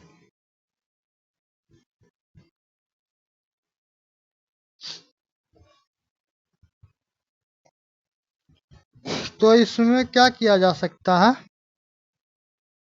कि इसमें आप 5-6 डायमेंशन को आप पकड़ सकते हैं। कैसे? 5-6 डायमेंशन, क्योंकि इसमें देखो टाइमलाइन नहीं दिया हुआ है, तो ये क्या होगा, ये तुम्हारे लिए बहुत परफेक्ट होगा। तुम क्या होगा, ब्रिटिश को जहां से पकड़ेगा वहीं से तोड़ दो। कैसे? तुमको हम बताते हैं, ज्यादा दूर मत जाओ। 1857 का क्रांति तो याद होगा। 1857 के क्रांति होने के पीछे क्या कारण था? 1857 का क्रांति होने के पीछे क्या कारण था कि एक तो तुम देखेगा कि जो भारतीय लोग हैं, तो उसके धर्म पे हमला होने लगा। धर्म पे हमला होने का मतलब क्या होने लगा कि उसको ईसाई बनाने लगा। ठीक है, तो धार्मिक एंगल तुम यहाँ से जोड़ सकता था। जो मुस्लिम थे, तो उनको क्या किया जाता था कि उसको निचले दर्जा का मतलब लोग माना जाता था, और इसलिए क्या किया जाता था कि अंग्रेजों का क्या था, उसके प्रति बहुत ही क्रूर टाइप का नीति था। ये चीज हो गया। तो धार्मिक एंगल ऐसे कर सकता है। जो 1857 का क्रांति जो हुआ था, 1857 की क्रांति में क्या होता है कि गाय के मांस और सुअर का चर्बी लगा हुआ जो वो क्या होता, बुलेट रहता था। तो बुलेट वो कवर रहता था उस चर्बी से, तो उसको क्या मुंह से ऐसे करके छील के और उसके बाद फिर गन में घुसा दिया, तब गोली मारता था। ठीक है, तो उसमें लगा था। तो एक तो धर्म का एंगल तुम यहाँ से पकड़ सकता है। दूसरा तुम आर्थिक कारण पकड़ सकता है कि आर्थिक कारण कैसे, जो भारतीय लोग थे, ठीक है, तो वो आर्थिक रूप से क्या थे, कमजोर थे, क्योंकि लैंड का ओनरशिप जैसा चीज नहीं होता था कि ठीक है, जमीन का मालिक कौन होता था, वो ब्रिटिश होता था। ठीक है, तो आर्थिक एंगल में तुम ऐसे कर सकता था। लोगों का क्या होता था, वो कुपोषण का शिकार होता था, भोजन तरीके से नहीं मिल सकता था, उसके पास अपना व्यापार करने के लिए पूंजी नहीं हुआ करता था। सामाजिक तुम जोड़ सकता है कि लोगों को क्या किया गया कि लोगों को ना केवल धर्मों में बांटा गया, बल्कि जात के साथ क्या हुआ कि एक हायरकी बना दिया गया कि ये सबसे ज्यादा अमीर है, फिर उसके बाद और ऊपर से क्या हो रहा, ऊपर वाला इसको शोषण कर रहा, फिर ये इसको शोषण कर रहा, फिर ये इसको शोषण कर रहा। ठीक है, तो इस प्रकार का नीति बना दिया गया। जो मवेशी वगैरह होता था, जो तुमको पर्यावरण होता था, तो मतलब क्या था, हर किसी के साथ दुर्व्यवहार किया जाता था। यहाँ तक कि जो राजा या जमींदार वगैरह होता था, तो उसको भी नहीं बख्शा गया। जो 1857 का क्रांति हुआ, झांसी की रानी लक्ष्मीबाई जो फाइट करने के लिए जाती है, तो ये सब अपने क्षेत्र के लिए जाते हैं। कुंवर सिंह जो जाते हैं, ये सब अपने क्षेत्र के लिए जाते हैं। ठीक है, क्योंकि इनके जमींदारी पे संकट आ गया हुआ था। तो इस प्रकार से था। इसके अलावा तुम देखेगा कि कांग्रेस का स्थापना किया गया किसके द्वारा, ब्रिटिश के द्वारा। ये सोच के कि क्या होगा कि वो लोग हमारी बात को सुनेंगे, और वो कहीं ना कहीं क्या हुआ कि एक राष्ट्रीय आंदोलन का वो जन्म दे दिया, क्योंकि दो विचारधाराओं में लोग क्या होते हैं, बट जाते हैं। रेलवे को तुम इसमें इस्तेमाल कर सकता है कि रेलवे जो था, तो वो जात धर्म के जो वो गैप बना हुआ था, उसको क्या कर दिया, उसको कम कर दिया। कैसे? अब ट्रेन में गया, किसी बोगी में बैठा, तब ऐसा नहीं था कि ये मुस्लिम का बोगी है, ये हिंदू का बोगी है, ये सिख का बोगी है, ये ईसाई का बोगी है। अब तू टिकट कटाया, तो उस बोगी में क्या होगा, डिफरेंट डिफरेंट लोग का बैठा होगा। हो सकता है तुम्हारे बगल में एक लोअर कास्ट का बैठा हो, उसके बगल में कोई एक अपर कास्ट का बैठा हो, फिर उसमें कोई और लोअर कास्ट का, तो ऐसे ऐसे करके। तो ये क्या हुआ, जो जातीय व्यवस्था का जो बैरी बना हुआ था, उसको तोड़ता है। सैनिकों के बीच में असंतोष होता है। क्यों? क्योंकि जो भारतीय होते थे, तो उनको बड़े बड़े पदों पे नहीं बैठाया जाता था। तो आपको हर एक एंगल को देखना पड़ेगा। ठीक है, तो आप इस टॉपिक को आसानी से कर लीजिएगा। ठीक,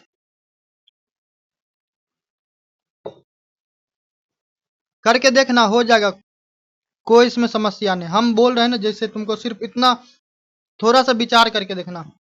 पोस्ट ऑफिस, पोस्ट ऑफिस से क्या होने लगा कि अब मान के चलो कि अब ऐसा थोड़ी था कि अंग्रेज हर एक लेटर को फाड़ के पहले पढ़ता था क्या लिखा है, फिर उसको बंद किया, फिर भेजा, फिर पढ़ा, फिर भेजा। उतना तो टाइम किसी के पास नहीं था। अब मान के चलो कि हम ही हैं, अब अंग्रेज को ही पता रहता है क्या होगा कि ये आशिक टाइप का आदमी है। हर हमेशा क्या करता है कि अपने गर्लफ्रेंड को क्या करता है कि प्रेम पत्र भेजता है। तो एक दिन फाड़ के देखा तो देखा कि उसमें प्रेम पत्र है, दूसरा दिन फाड़ के देखा तो उसमें भी देखा प्रेम पत्र है, फिर 1 महीना के बाद देखा तो फिर पाया वही। तो क्या हुआ कि ब्रिटिश को उस व्यक्ति पे तो एक ट्रस्ट हो जाता कि क्या है, ये पगला पगला है, ये आशिक उशिक टाइप का आदमी है, तो ये क्या करेगा, जब लेटर लिखेगा तो वो अपने गर्लफ्रेंड को ही लिखेगा। तो इस पर तो नॉर्मली अंग्रेज क्या समझा कि वो व्यक्ति तो क्या करेगा, लेटर लिखेगा अपने प्रेमिका को। मगर अब क्या होगा कि अब हो सकता है कि अब रोज तो वो बैठ के मेरा लेटर नहीं चेक करेगा, अब किसी दिन लेटर लिख दे गांधी जी को कि गांधी जी, अंग्रेज लोग यहाँ यहाँ पे आने वाला है, यहाँ यहाँ पे ये चीज होने वाला है, तो आप क्या कीजिए कि आप बोलिए कि आगे का क्या रणनीति होगा। सुभाष चंद्र बोस जी को लिख के भेज दिए, ठीक है। या फिर यहाँ से लेके क्या हुआ कि बगल के गांव तक के लिए लेटर लिख लिए कि क्या है कि हमको खाने पीने का जरूरत है, पढ़ाई करते हैं तो वहाँ पे चाहिए। तो पढ़ा, मगर हमारा क्या हुआ, लेटर लिखने का कोड था कि हम खाना पीना के लिए पैसा मांगेंगे तो सब तुम गांव में बता देना कि अंग्रेजों को क्या करना, मार के भगाना है। तो जो लेटर था, पोस्ट ऑफिस था, तो वो क्या किया, वो तुमको लोगों को क्या कर करीब लाया, और संचार व्यवस्था क्या कर दिया, सुचारू कर दिया। तो वार्तालाप करना क्या हो गया, आसान हो गया। तो ये चीज भी इम्पोर्टेंट रोल प्ले किया। तो ऐसे ही करके तुम क्या करना कि सामाजिक, आर्थिक, राजनीतिक, धार्मिक सारे एंगल को देखना। जो महिला थी, तो महिला क्या होने लगा, महिला को भी अब क्या होगा, गांधी जी का एंट्री हो गया। तो गांधी जी बोली कि यदि हस्बैंड क्या शराबी है तो उसको तुम डंडा लेके पीटो। तब उसकी बीवी बोली कि हम अपना घर वाला को नहीं पीटेंगे, क्या करते हैं, दुकानें को जलाते हैं। तो गांधी जी बोले ठीक है, तो दुकानें पे तुम धरना दो। तो क्या किया गया, अब शराब का दुकान है तो वहां पे धरना देने लगी। तो महिला का भी इसमें भागीदारी हो गया, समझ गए। तो ऐसे करके आप हर एक सेक्शन को देखिएगा तो इसका आप आसानी से आंसर लिख लीजिएगा, ठीक है। चलिए नेक्स्ट आते हैं कि examine the expansion of western education in Bihar from mid 19th century onward, ठीक है। वेस्टर्न एजुकेशन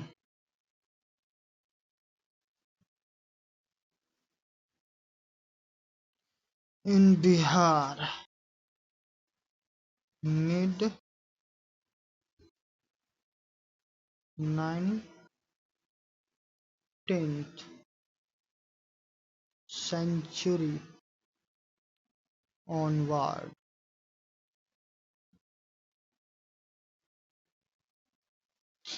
कुछ कुछ स्थापना हुआ तो होगा। पटना साइंस कॉलेज के बारे में पढ़े हुए थे कि बहुत ज़्यादा क्या है कि पुराना है। जो क्या नाम है, अशोक राजपथ में है, ठीक है। एनआईटी से जब आगे जाइएगा, ठीक है, एनआईटी से आगे कहने का मतलब हो गया कि गांधी मैदान की तरफ जब जाइएगा तो उधर ही आपको पटना साइंस कॉलेज मिल जाएगा, ठीक।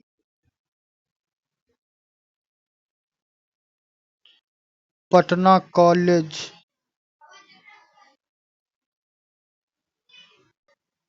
और तीसरा में आप क्या कीजिएगा, तीसरा में आंसर कैसे फ्रेम कीजिएगा कि आपको लॉर्ड मैकाले का जो क्या हुआ था, शिक्षा नीति आया था 1835 में, जिसमें क्या था, पश्चिमी शिक्षा का प्रसार। देखो, ये पश्चिमी शिक्षा का प्रसार के पीछे भी दो कारण था। एक तो ये था कि अंग्रेज को ऐसे लोगों की तलाश था जो क्या हो कि मेंटलिटी से उनके जैसा हो, ठीक है। दूसरा, जो भारतीय हैं उनको ये चीज एहसास दिलवाना था कि जो तुम्हारा जो शिक्षा पद्धति है या फिर जो भी तुम पढ़ाई लिखाई करता है, धर्म ग्रंथ या फिर कोई भी टेक्स्ट वेक्स्ट बुक, तो वो क्या है, वो किसी काम का नहीं है, ठीक है। तो ये क्या होता है कि आदमी को आप मानसिक रूप से पंगु बना सकते हैं किसी को, ठीक। उसके अलावा क्या किया गया कि ब्रिटिश के द्वारा ये बोला गया कि थोड़ा बहुत अब वो क्या होगा कि अंग्रेजी पढ़ा होगा तो उसको क्या कर देंगे, जॉब दे देंगे। अब जॉब रहेगा तो सामान्य लोगों से क्या होगा कि उसका परिवार का आर्थिक स्थिति डिफरेंट होगा। तो वो ऑटोमेटिक क्या होगा कि वो अपने सोसाइटी में ही अपने लोगों से ही घृणा करना चालू कर देगा। ठीक है, तो वैसे वैसे लोग को बाबू कहते थे। ठीक, फिर अंग्रेजों के द्वारा क्या किया गया, कॉलेज का, स्कूल का स्थापना करना चालू किया। तो ये आप सेकेंड पॉइंट में लिखिएगा, इसको एलिब्रेट कीजिएगा। उसके बाद क्या कीजिएगा, इसी में आप कुछ कुछ महत्वपूर्ण संस्थान का नाम लिख दीजिएगा। जैसे कि एक में हम तुमको बताते हैं, पटना कॉलेज। ठीक है, 1839। तो यहाँ पे क्या किया जाने लगा कि अंग्रेजी, गणित, विज्ञान आदि का शिक्षा दिया जाने लगा। ठीक है, उसके बाद फिर पटना लॉ कॉलेज, ये पता नहीं किधर पड़ता है, पटना में इतना दिन थे देखे नहीं कभी। पटना लॉ कॉलेज 1839, तो इसमें कानून का शिक्षा। फिर BN college, Patna science college. ठीक है, Patna science college, Bihar national college इसको कहते हैं, बीएन कॉलेज कहते हैं। ठीक है, यूपीएससी का हमको लगता है 2019 में या 18 में जब प्रीलिम्स का एग्जाम देने गए थे ना, तब हमको लगता है बीएन कॉलेज में ही सेंटर पड़ा हुआ था। वहीं पड़ा हुआ था। तो फिर बीएन कॉलेज के बारे में लिख देना, कितना, 1889, इसमें उच्च शिक्षा। ठीक है, यहाँ तक हो गया। इसके बाद क्या करना है, इसमें सामाजिक एंगल जोड़ देना।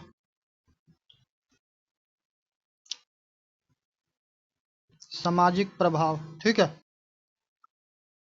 तो सामाजिक प्रभाव में क्या करेगा कि जो 1857 का जो विद्रोह हुआ,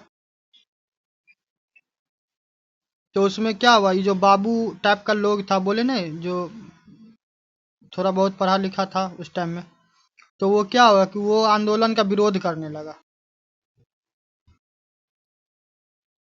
ठीक है, कुछ कुछ लोग विरोध करने लगा।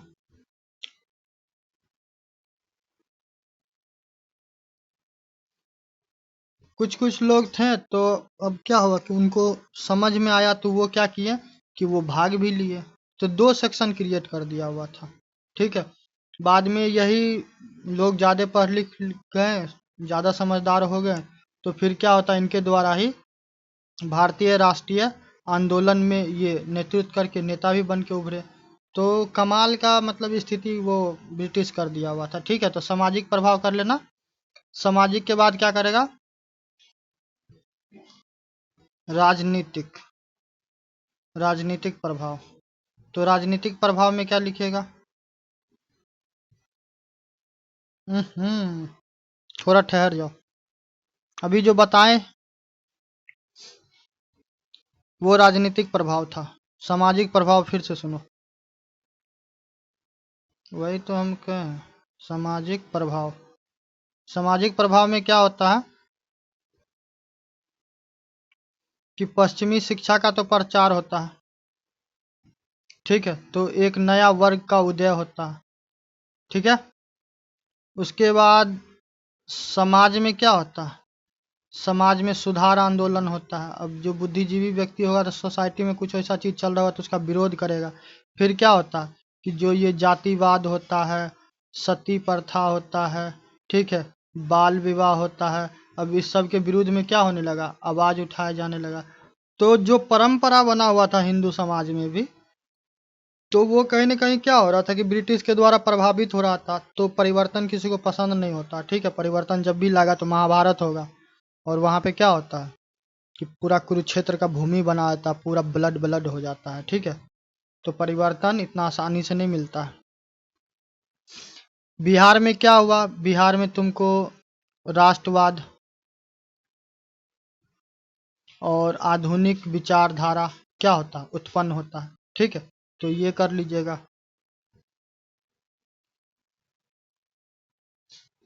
जो अब क्या हुआ, जो व्यक्ति अब पढ़ लिख लिया तो अब क्या होता, पढ़ लिख लिया तब वो अंग्रेज के नीतियों से क्या होने लगा, अब वो उससे असंतुष्ट होने लगा। क्यों? कि देखता था कि हम इतना मेहनत कर रहे हैं तो हमको इतना ही दे रहा, उसको उतना दे रहा, तो क्या हो रहा था, कुछ कुछ अंग्रेज के अगेंस्ट में ये भी आने लगे। कुछ कुछ अब क्या कीजिएगा, अब इसमें इसको समापन करेंगे तो इसमें कुछ प्रमुख व्यक्तित्व का भी आप जिक्र कर दीजिएगा तो और भी बेहतर हो जाएगा। जैसे किशोरी लाल गोस्वामी, श्रीधर पाठक जैसे साहित्यकार पश्चिमी शिक्षा से क्या हुआ, प्रभावित हुए। कई क्या हुआ कि जो शिक्षित युवा थे वो वकालत, पत्रकारिता, ठीक है, समाज सुधार आंदोलन, इस सब में क्या करने लगा, सक्रिय भूमिका निभाने लगा। जब इतना हो जाएगा तब इसको क्या करना, अब इसको कंक्लूड कर दीजिएगा। ठीक है, यानी कि अब आप निष्कर्ष लिख दीजिएगा। निष्कर्ष में ज़्यादा कुछ नहीं करना, निष्कर्ष में बस वही डोल ड्रम टाइप का बात लिखना है कि बिहार में 19वीं सदी के मध्य से पश्चिमी शिक्षा के प्रसार ने क्या किया, एक आधुनिक समाज का निर्माण किया। और इसके द्वारा क्या किया, जो परंपरा था उसको चुनौती दी गई, साथ में सामाजिक जागरूकता फैलाया गया, राजनीतिक जागरूकता फैलाया गया। स्वतंत्रता संग्राम में क्या हो गया कि लोग अब नेतृत्व करने लगे। पश्चिमी शिक्षा क्या हुआ, बिहार में एक नव जागरण, पुनर्जागरण के रूप में आया और आधुनिक राष्ट्र के निर्माण में क्या हुआ, ये आधारशिला बना। बस इतना करके कंक्लूड कर दीजिएगा। ठीक है, यहाँ पे कहानी खत्म।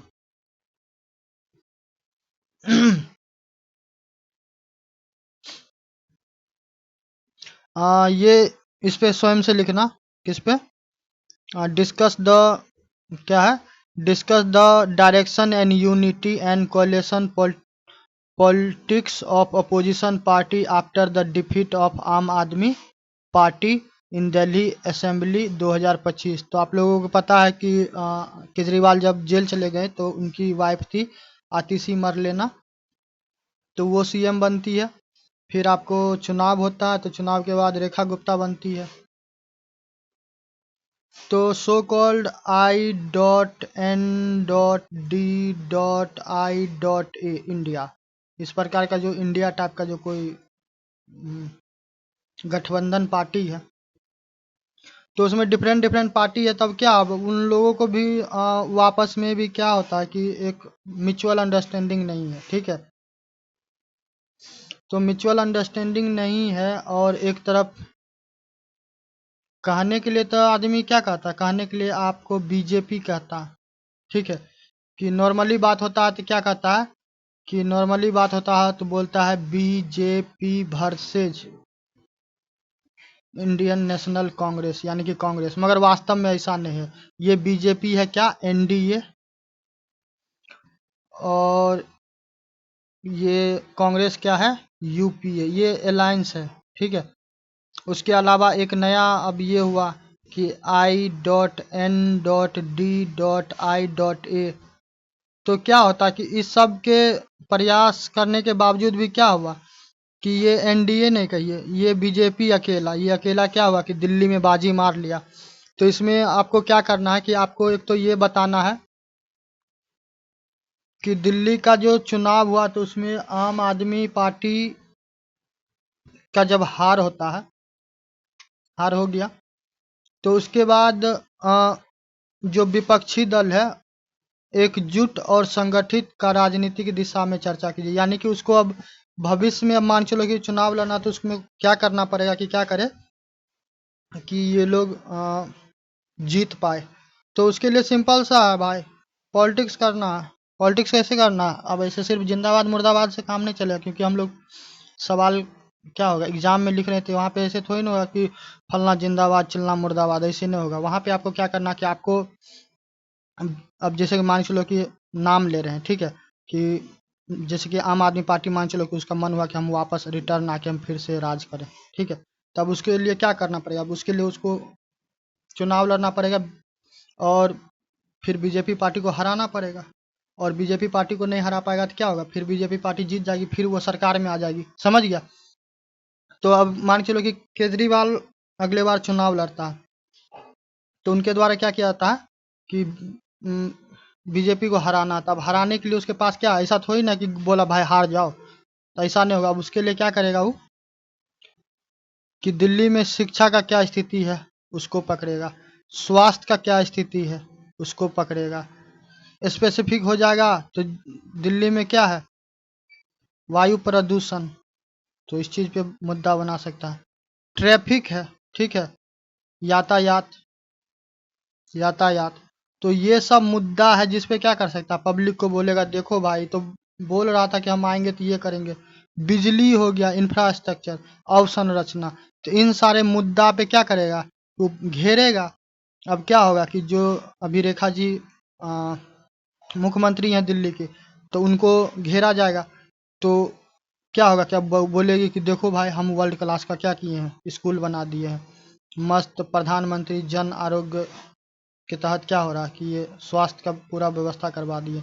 दिल्ली में क्या कर दिए, जगह जगह पे पानी का फुहारा लगा दिए है, ठीक है, ताकि और इलेक्ट्रिक कार चलवा दिए हैं तो वायु प्रदूषण नहीं हो रहा।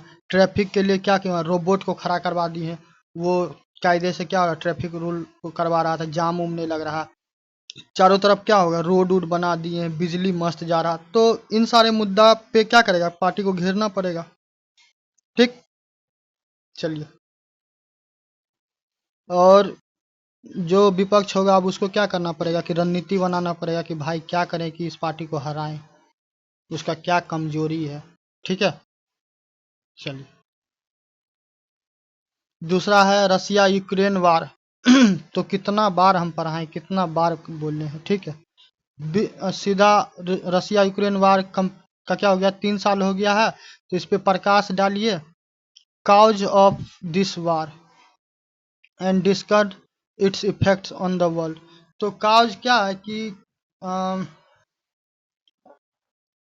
क्रीमिया करके एगो जगह है उधर ही, ठीक है, तो वहाँ पे क्या हुआ कि बोला जाता है कि रसिया के द्वारा क्या कर दिया गया कि हमला किया गया, फिर रसिया क्रीमिया को क्या कर लिया, अपने अधीन ले लिया। तो अधीन ले लिया तो फिर पूरा मामला वामला चल रहा था, लड़ाई झगड़ा दोनों में हो रहा था नॉर्मली। फिर यूक्रेन क्या किया, तब यूक्रेन चला गया नाटो का हेल्प मांगने के लिए। तो नाटो ऐसे हेल्प करने वाला नहीं, ठीक है, उसके लिए आपको नाटो का मेंबर बनना पड़ेगा। फिर यूक्रेन को क्या किया जाने लगा, जो वेस्टर्न कंट्री है वो हेल्प करने लगा, अमेरिका वगैरह भी कूद पड़ा। क्यों, क्योंकि अमेरिका का रसिया के साथ अच्छा रिलेशन नहीं, समझ गए। तो फिर क्या होगा कि अब रसिया के साथ ये समस्या होगा कि यदि नाटो का मेंबर बन जाएगा तो रसिया सिर्फ यूक्रेन से फाइट नहीं करेगा, बल्कि नाटो का जो मेंबर होगा उससे भी उसको फाइट करना पड़ेगा। तो रसिया के लिए सरदर्द बन गया हुआ था। तो मेन ट्रिगर पॉइंट यही था, ये नाटो वाला चक्कर, ठीक है। फिर तुमको क्यूब वगैरह पे, जो राजधानी है वहाँ पे फूल बम ब्लास्ट, पूरा मिसाइल परमाणु उर्माणु सब चीज चलता है पूरा, ठीक। तो ये तो मेन तक कारण था। तुमको इसका इसका जवाब देगा तो गूगल करना, मैप करना, जो ब्लैक सी है, काला सागर, ठीक है, तो उसको थोड़ा देखना, रसिया और यूक्रेन का उस तरफ से जो सेक्शन होगा उसको मैप में दिखाने का कोशिश करना, ठीक है, ताकि वो तुम्हारे ज्योग्राफी के समझ को बताएगा। तो एग्जामिनर क्या होगा, प्रभावित होगा। दुनिया का बात करेगा तो यूक्रेन के बारे में मेन बॉडी मान जाना। यूक्रेन के बारे में ये कहा जाता है कि wheat wall of the world है, ठीक है। वहाँ पे गेहूं वगैरह कहता है कि ज़्यादा होता था। तो उससे क्या हो गया कि फूड सप्लाई जो थर्ड वर्ल्ड कंट्री वगैरह है, ठीक है, या फिर टर्की उर्की गल्फ वाला कंट्री है, तो उधर फूड का सप्लाई में बहुत बड़ा समस्या हो गया। जो प्रॉपर ब्लैक सी था, तो ब्लैक सी में एक ग्रीन ग्रेन करके क्या हुआ था, समझौता हुआ था, तुर्की के द्वारा मध्यस्थता करवाया गया हुआ था यूक्रेन और रसिया के बीच में। बाद में क्या किया गया, रसिया इससे भी निकल लिया, ठीक है। और फिर लोग ये भी कह रहा है कि ब्लैक सी पे रसिया के द्वारा किया जा रहा है कि वो पूरा ब्लैक सी पे खुद का इम्पैक्ट चाहता है, पूरा कंट्रोल चाहता है, ठीक है। दुनिया क्या हो गया है कि दो तीन भागों में हो गया है। कैसे हो गया है? रसिया, चाइना, नॉर्थ कोरिया, ये ट्राइलेटरल एक तरफ है, बाद बाकी वेस्टर्न एक तरफ है, एशियन बहुत सारा कंट्री है तो वो न्यूट्रल टाइप का, डिप्लोमेट्स टाइप का है, ठीक है। तो इस सारे चीज़ को आप क्या कीजिएगा, एक एक करके बताइएगा। फ्यूल का आप एंगल जोड़िएगा। भारत के बारे में जैसे बोला जाता है कि भारत को बहुत सारा कच्चा तेल रसिया के द्वारा दिया गया और भारत क्या हुआ कि बहुत बड़ा तेल बेचने वाला देश बन गया पूरे क्या इसको यूरोप को, समझ गए। तो ये सारा एंगल आप इसमें अटैच कीजिएगा। उसके अलावा जो रसिया है, तो रसिया का क्या हो रहा है कि रसिया का यूक्रेन के साथ रसिया का ईरान के साथ रिश्ता अच्छा है, वहीं अमेरिका का ईरान के साथ खराब है। क्यों? क्योंकि इजराइल और ईरान में क्लैश हुआ था, सीरिया में जो तांडव हुआ उसको लेकर। तो ये सारा एंगल इसमें अटैच करना, ये हो जाएगा, ठीक है। इसमें ज़्यादा उतना दिमाग नहीं लगाना है, जितना पॉइंट हम बोले उतना कर लेना। महाकुंभ पे तो तुम खुद लिखेगा, हम आशा करते हैं। 144 वर्षों के बाद कहा जाता है कि महाकुंभ हुआ था। तब इसमें तुमको क्या करना है कि बुलडोजर बाबा के द्वारा किस प्रकार का व्यवस्था वहाँ पे करवाया गया था, सारे एंगल पे एक एक पे करके लिख लेना, ठीक है, हो जाएगा। इसमें टेंशन बिल्कुल नहीं लेना है। कैसे मेला लगा, झूला लगा, पुलिस प्रशासन था, लोगों का विश्वास था, 40-50 करोड़ लोग आया, ठीक है। लोगों के बीच में कितना प्रेम मोहब्बत भाईचारा था कि उतना भीड़ में भी क्या हो रहा, कोई एक दूसरे को मारपीट, लड़ाई झगड़ा, चोरी चकारी, लूट हत्या, रेप मर्डर, ऐसा चीज़ नहीं हो रहा, ठीक है। तो सारे एंगल को एक एक करके करना, ये हो जाएगा। क्योंकि ये देखो, ये अब इसमें हम क्या बताइए, ये स्वयं से तुम कर लेना, ये तुमसे हो जाएगा। कुंभ के बारे में निश्चित रूप से जानता है। अब आते हैं बिहार में जाति आधारित जनगणना की आवश्यकता और महत्व। तो इसमें तुमको पूरा मिर्ची मसाला स्वयं से लगाना, हम तुमको कारण बता देते हैं कि आवश्यकता क्यों, आवश्यकता और महत्व बोलेगा तो इस पे तुम वो जातिवाद वाला चीज़ पे मत लिखने लगना, ठीक है। जो सेंसस हुआ तो क्यों हुआ, तो इसमें तुमको सिंपली क्या करना है कि प्रो गवर्नमेंट होकर रहना, थोड़ा सा थोड़ा सा क्या करना, थोड़ा सा क्रिटिसाइज गवर्नमेंट का करना, थोड़ा सा, बाद बाकी प्रो गवर्नमेंट रहना सीधा। कि आवश्यकता इसलिए है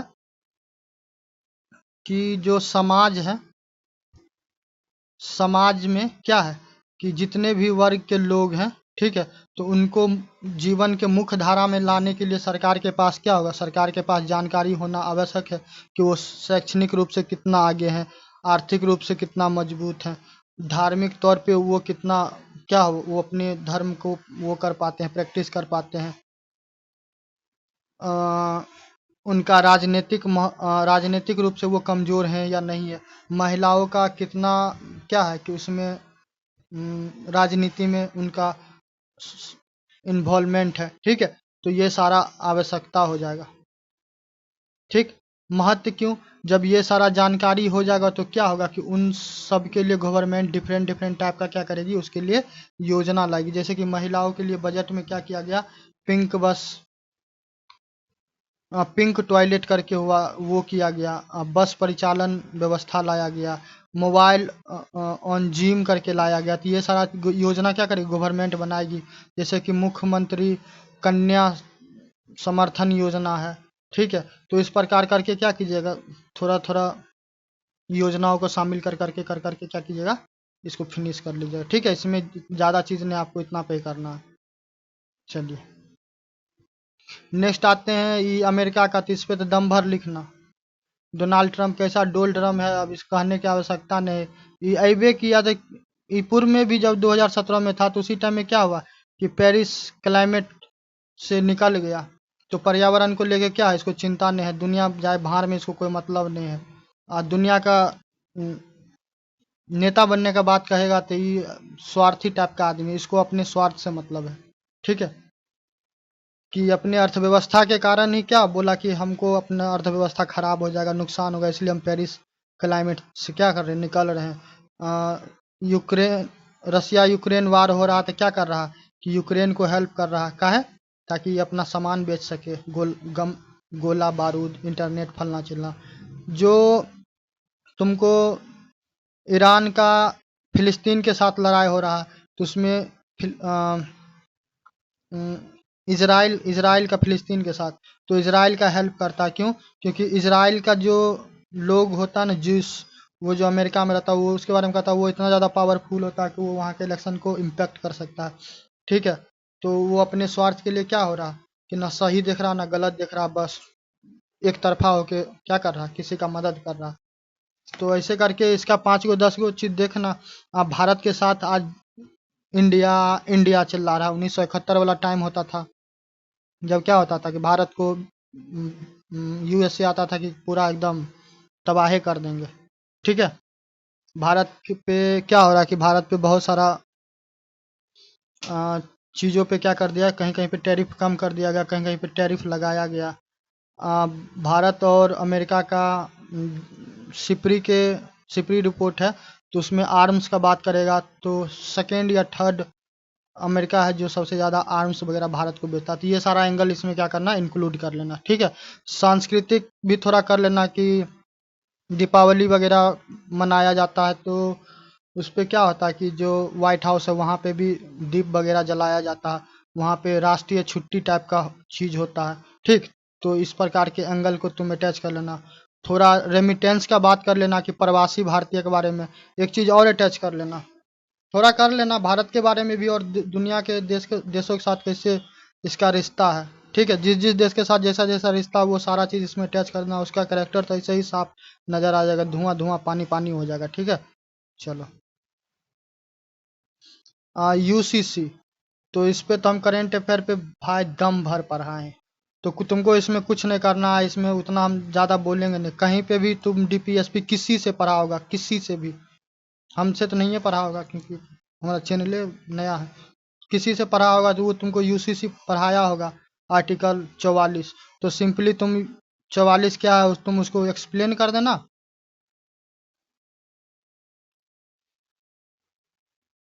और उसके बाद इससे क्या होगा कि इसका जो प्रावधान है यूसीसी का, तो उससे सोसाइटी पे क्या प्रभाव पड़ेगा वो सारा चीज़ लिख देना, कि सामाजिक रूप से क्या प्रभाव पड़ेगा, सांस्कृतिक रूप से क्या प्रभाव पड़ेगा, धार्मिक रूप से, देखो धार्मिक एंगल फंसेगा और कल्चर एंगल फंसेगा। जो इस्लाम को मानने वाले हैं वो कहते हैं कि यदि यूसीसी आएगा तो क्या होगा कि सब एक जैसा हो जाएगा, तब उसको, वो जो अपने धर्म को जिस प्रकार मानते हैं उस प्रकार वो नहीं मान पाएंगे, तो वहाँ पे समस्या होगा। तो यहाँ पे कॉन्ट्राडिक्शन होता है। उत्तराखंड में हुआ तो जो एसटी वाला क्षेत्र है, अनुसूचित जनजाति वाला क्षेत्र, तो वहाँ पे क्या होता है, ये यूसीसी लागू नहीं होता, तो सारे को कर देना। ठीक है, चलो। देखो जहाँ पे एक्सप्लेन करना, ये तो तुम किताब में से देखे छापने वाला चीज है, तुम हमारा करंट अफेयर जाके देख लो ना। यूसीसी किसका, जनवरी जनवरी से अप्रैल तक का करंट अफेयर प्रतियोगिता दर्पण जाके देख लेना, बहुत बेहतरीन तरीके से सब चीज पढ़ाए हुए हैं। ठीक है, चलो। अब राष्ट्रपति शासन, तब इसमें हम तुमको क्या पढ़ाएं बताओ, इसमें हम क्या लो, तुमको सिंपली क्या करा, discuss the constitutional provision governing president rule in India. तो राष्ट्रपति शासन के बारे में सिंपली तुमको इसमें बताना है। ठीक है, give reason for imposition of president rule in Manipur. तो मणिपुर में राष्ट्रपति शासन लगाने का कारण क्या था, तो हम ये तुमको बता देते हैं। तो वो क्या था, जो बीरेन जी हैं, तो उनके द्वारा ये बोला गया कि जो मैती है, मैती और कुकी में जो संघर्ष चल रहा था, ठीक है, तो वो क्या हो जाए, कहीं ना कहीं शांत हो जाए। तो इसके लिए क्या किए कि वो अ, उम, इस्तीफा दे दिए, ताकि राष्ट्रपति शासन लागू होगा तो क्या होगा कि जो unwanted element of the society या फिर वर्ल्ड का है, वो क्या होगा कि इन लोगों को लड़ाई को भड़काएगा नहीं। ठीक, तो इस कारण से बाद में कि सिंपली तुमको प्रोविजन लिखना है तो लिख लो। ठीक है, चलो।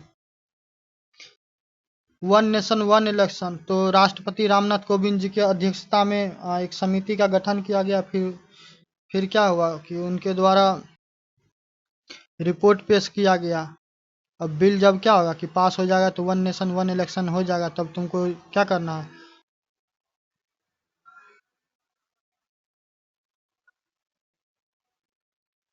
हाँ, इसका फायदा नुकसान क्या होगा, तो फायदा नुकसान तुम थोड़ा सा, अब इतना तो राजनीति तुम लोग खुद ही समझो। फायदा क्या होगा, फायदा ये होगा कि धनों का बचत होगा, ज़्यादा ह्यूमन रिसोर्सेज बार बार नहीं लगाना पड़ेगा, लोगों को बार बार परेशान नहीं होना पड़ेगा। एक बार चुनाव करवा लिया तो क्या हुआ कि सरकार का भी स्थिरता बना रहेगा। कोई योजना लाएगा तो वो बेहतर तरीके से बन पाएगा, नहीं तो क्या होता, बीच में सरकार उरकार गिर जाता, बीच बीच में इलेक्शन होता रहता। तो ये सारा पॉइंट करना। नुकसान ही होगा कि एक पार्टी का मान चलो लहर रहा तो वो अकेले जीत जाएगा, किसी पार्टी का मोनोपोली हो जाएगा, कोई गवर्नमेंट का कोई राजनीतिक पार्टी का मोनोपोली हो जाएगा, उसको जो मन में आएगा वो करेगा, उसको कोई कहने वाला नहीं रहेगा। तो इस प्रकार करके ये कर लेना। ठीक है, इसमें बताने जो जहाँ बताने वाला हम वो चीज़ बता लिया। अब इतना ये सब क्या कर सकते, ये सब तो खुद कर सकता। अब नारी शक्ति का बात क्या है, तो नारी शक्ति में सिंपली तुम क्या करना, ये नारी शक्ति वंदना अधिनियम 2023 में पास किया गया था, जिसमें ये बोला गया कि 2026 में परिसीमन कमेटी के द्वारा क्या किया जाएगा, नया वो डिलिमिटेशन कमीशन होगा। तो उसके बाद क्या किया जाएगा कि नारियों को क्या किया जाएगा कि उसमें 50% है कि 33% के शायद आसपास है कि 33% क्या किया जाएगा, आरक्षण दिया जाएगा विभिन्न विभिन्न शरणों में, जैसे लोकसभा वगैरह में है। ठीक है, तो सिंपली इसको गूगल करना और इसको क्या करना, बस इसको राइट डाउन कर लेना। देखो इसमें बताने वाला कोई चीज़ है ये नहीं है।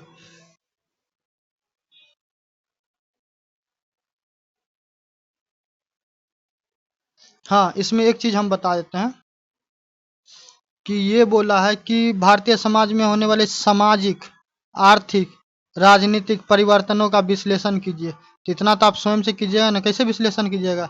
यदि उनका ज़्यादा पार्टिसिपेशन होगा महिलाओं का तो क्या होगा, महिला सशक्त होगी, ज़्यादा से ज़्यादा महिला आएगी तो क्या होगा कि कोई भी कार्य होगा तो सिर्फ पुरुषवादी विचारधारा ही नहीं रहेगा, उसमें नारी शक्ति भी शामिल रहेगा।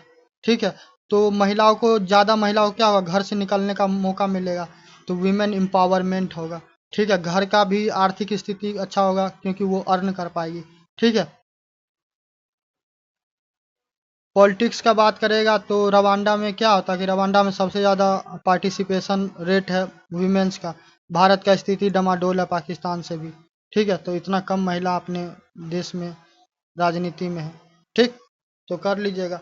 डीआई का बात रह गया, तो डीआई हम कल करवा देंगे। ठीक है, और इसमें जिसको नहीं होगा तो आप बोलिएगा, हम करवा देखिए। ये सिंपली इसमें कुछ खास है नहीं कि इसमें बताने वाला चीज़ है, आपको प्रॉपर इस बिल के बारे में लिखना पड़ेगा। ठीक है,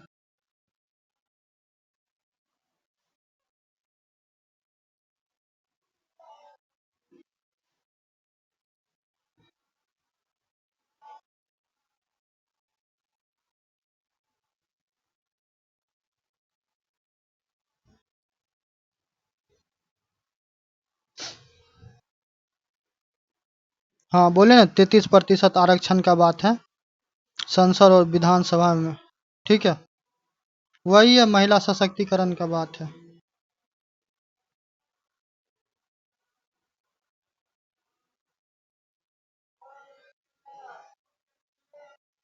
ठीक है, चलिए, तो मिलते हैं नेक्स्ट वीडियो में